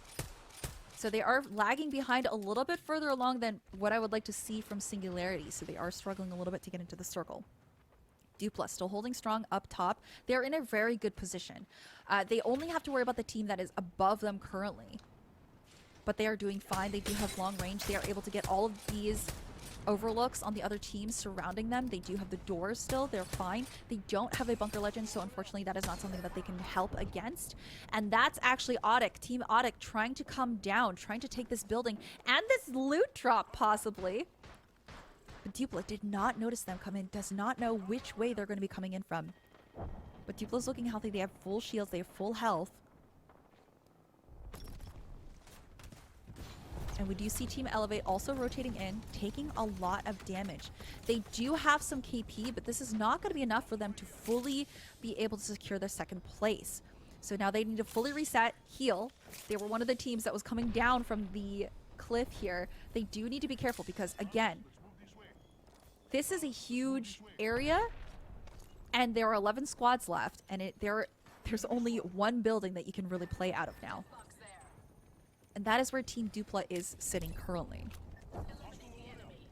And Elevate looking okay, able to fully reset. They are looking healthy now. They are grouped up a little bit too much for my own liking, but they are going to go back up actually and try to take their position up higher. Now there is some loot here that they can take, but Elevate, they are getting chased. They're taking way too much damage, and they do know that someone else is in front of them, so they need to be careful of which fight they take. Ooh, Sleep getting away with 1 HP, and the bubble comes down. Beautiful teamwork there. Nellas just being able to protect his team. They are chasing other team members out. They are going outside of the circle here, though. They need to be careful about how long they fight here. They have 30 seconds before this fourth circle closes, and this is not going to be a forgiving circle. He is beaming them, though. They may actually be able to win this fight. Bin taking too much damage at 1 HP, has to fully reset and back off to heal. This is all up to Nellis' Sleep right now, but Nellis is right up close. They did get a tether. Elevate pushing up. Sleep trying to help finish this fight. And SST was just eliminated. Elevate wanted to secure that KP, but now they are in danger of getting this late rotation in. Singularity having taken the top building. And now Moretta is not able to bunker down as Caustic. So they were actually pushed out of their bunkered building. Right, and circle number 4 is closing. Oh, and Moretta is unable to actually get any bunkering down here. He needs to get his traps down, but SNG, Singularity, is just really good at knowing when to push. Moretta is getting caught out. They are way too separated here. We see how this fight is gonna go. Moretta has to back off, rejoin his teammates, and they need to reset because Moretta took way too much damage and he could easily be taken out. Now the bubble did come down. Singularity does see this. They are going to push in. Team Zen, you can see them inching in from the other side. They want to take a look at what's happening, and they want to know when they can push for the third party, especially knowing that it is Singularity fighting right now. And oh my goodness, this Spitfire is absolutely disgusting. TikTok was immediately eliminated with little effort from SNG at all, and there is no third party contesting them at all. We did see Team Zen overlooking them, but they never made a move because they saw that Singularity didn't even suffer a drop of health there. Singularity taking the top back, but they are finding that it was contested. Elysium taking too much damage. Oh, we do see that they were able... This is actually Team Zen. They were trying to get the res here, but unable to do so. And Besk just waiting for the enemy to make a mistake, and Zen unfortunately sent a little bit too late, and Singularity now has even more KP than before. If Zen had pushed just a moment sooner, they may have had the upper hand, but unfortunately, Singularity was ready for them, and they were able to wipe that team with very little effort. Now, it is 4 squads left, and circle number 5 is closing. We'll be closing in about 15 seconds here. Now, we are seeing Singularity move in with a lot of confidence. They don't need a lot of cover. Now, I do believe that Elevate is still alive somewhere, but we're not entirely sure where. And this may actually be Dupla trying to hit Elevate, because we know Elevate was up above on the grounds. So, Dupla, either Elevate is going to be sent on, or Dupla is going to be sent on. And it looks like we are seeing Singularity sitting on top of their building here. These are the last 4 squads, and they are all contesting each other right on top of this building. This is the last building. This is the last bit of cover that you have. So, of course, they are going to be fighting here and trying to establish this as their boundary, but no one has bunker legends, so that is not going to be very easy to do. Ooh, when you see Keepstar demolishing with his R301, but they are losing out on resources. Oh, but they do get... Oh, they got that knock stolen from them from the team above. Unfortunate. And they are pushing in. They do nail that Mastiff shot, but that's not enough for Van. He can't get this knock here. Van does take out Mirana, but not enough. Team Singularity, of course, on top of the building. Trying to catch any other teams out that are trying to scoot in. Singularity looks incredibly healthy and dominant up top here. They're not letting anyone else move in. With circle number 6 closing, they also don't have to move until last minute because they are very close to the circle and they have the highest ground. This may be another Team Singularity win here. They are actively holding out all the zones, all the corners that any team could take. Singularity also has high ground, so this is something that is going to play into their advantage. They're able to see where all the teams are. Circle number 6 will be closing in 15 seconds. Art pushing out a little bit more, but going back up to his teammates. Now, the squad beneath them, they also don't have to move, so Singularity may be seeing a bit more of a fight here between the two. So if Elevate is still alive, Elevate could potentially secure their second place win here. But if they are not careful, they could potentially get eliminated very quickly. 4 squads left. Circle is closing now. And they are just trying to catch as many teams out as possible. Anyone who may be making that mistake of moving up first. Now, the team that is out on the outskirts of Singularity, they do have to move first. So they are going to absolutely just beam them here. The bubble does come down, but that can only protect them for so long because they do need to get into position. Now, the bombardment does come out, which is a great play, but unfortunately, Besk did have a returning bubble here, so that is not going to do a whole lot in terms of giving them cover. And unfortunately, whatever team is down there may end up being in the worst position, and they do just get beamed. That was actually Team Phoenix. So Phoenix was alive. We may be seeing Elevate getting usurped from their second place position here. Now, Singularity did take some bombardment damage here. They are getting bullied up the top by a Gibraltar. I don't know how he got up there, but they are getting bullied. SNG having to drop down to fight their own fights here. They are separated now. Elysium dropped down a little bit too soon. He's trying to get back to his teammates, but is unable to. Drops down fully. Has to ult back up, but that also gives his enemies an opportunity to go back up as well. Fully able to reset and heal. 3 squads left. Semwork was just eliminated. So we know that Phoenix is still alive, and they may actually be beating out. They may actually be beating out Elevate for second place. Singularity, we do see Art go down. I think that is the first time we've seen Art go down all game. Now it is a 2v2. Oh, it's a 2v3.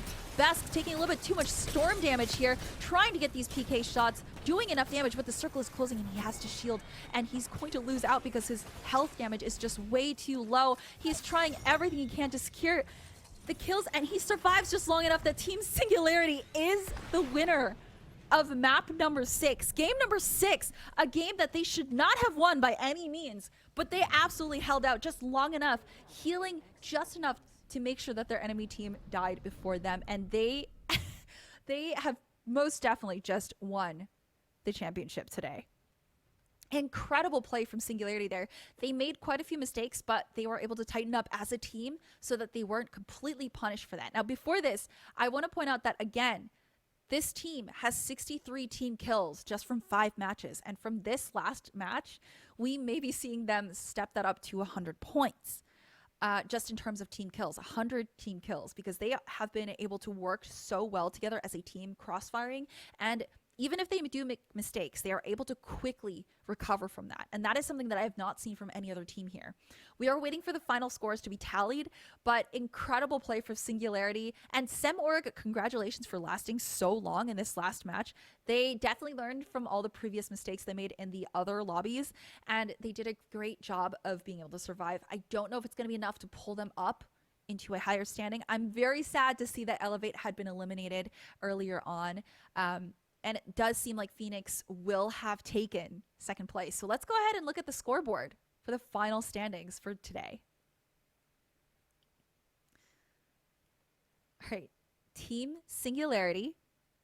Oh, I don't know if these have been updated. There we go. Team Singularity is at 143 points overall.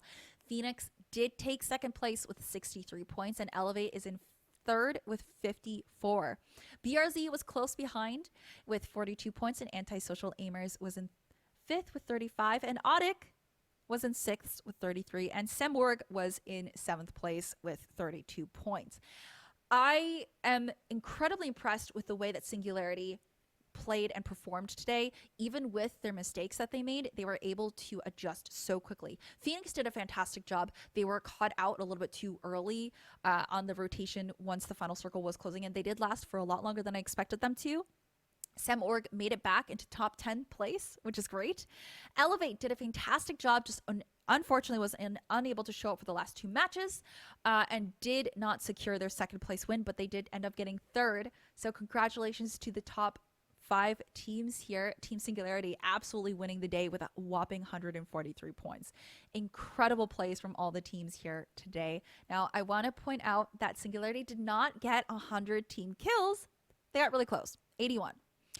And Phoenix was next with 36, and Elevate was next with 34. So very close between Phoenix and Elevate. If Elevate had just pulled out a few more kills, they may have been able to take extra points off. But thank you all for giving us such an amazing finals for South America. And remember, this tournament was brought to you by Lenovo Legion, which offers gaming PCs, monitors, and accessories that are stylish on the outside, but savage on the inside. Thank you so much for joining us for the finals for South America Lenovo Legion Masters Tournament. Hope to see you again in the next tournament. Thank you so much for all the shows. Thank you to my producers and the scoreboard leaders. Thank you so much for the teams who are coming up and giving us such a show. And we'll see you next time. I can go to sleep when I'm alone again. Say you wanna fix our problems. How long should I be waiting? Feels like I've had too much of drama, but I'm not ready to give in.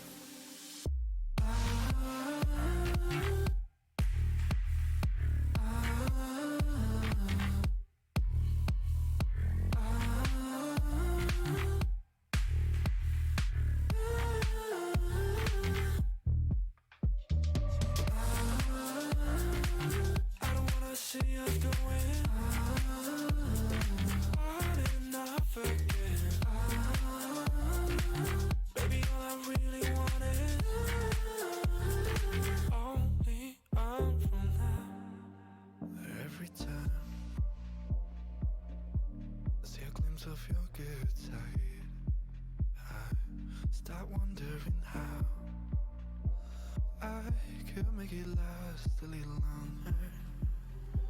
Say you wanna fix our problems. How long should I be waiting? Feels like I've had too much of drama, but I'm not ready to give in.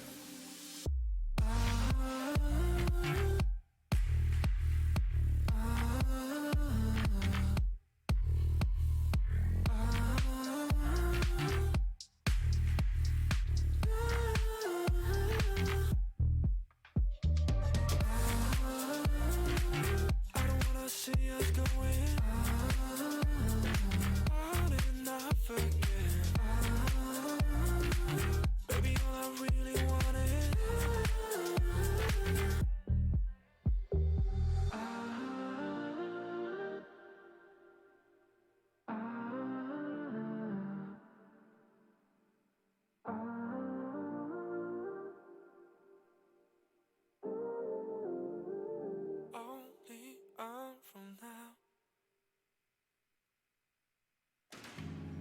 Think about the times you let me go. Falling through the cracks, emotional. I struggle to see what your reasons are. Sitting in your palace, silence breaks my heart. Turn the key, it's the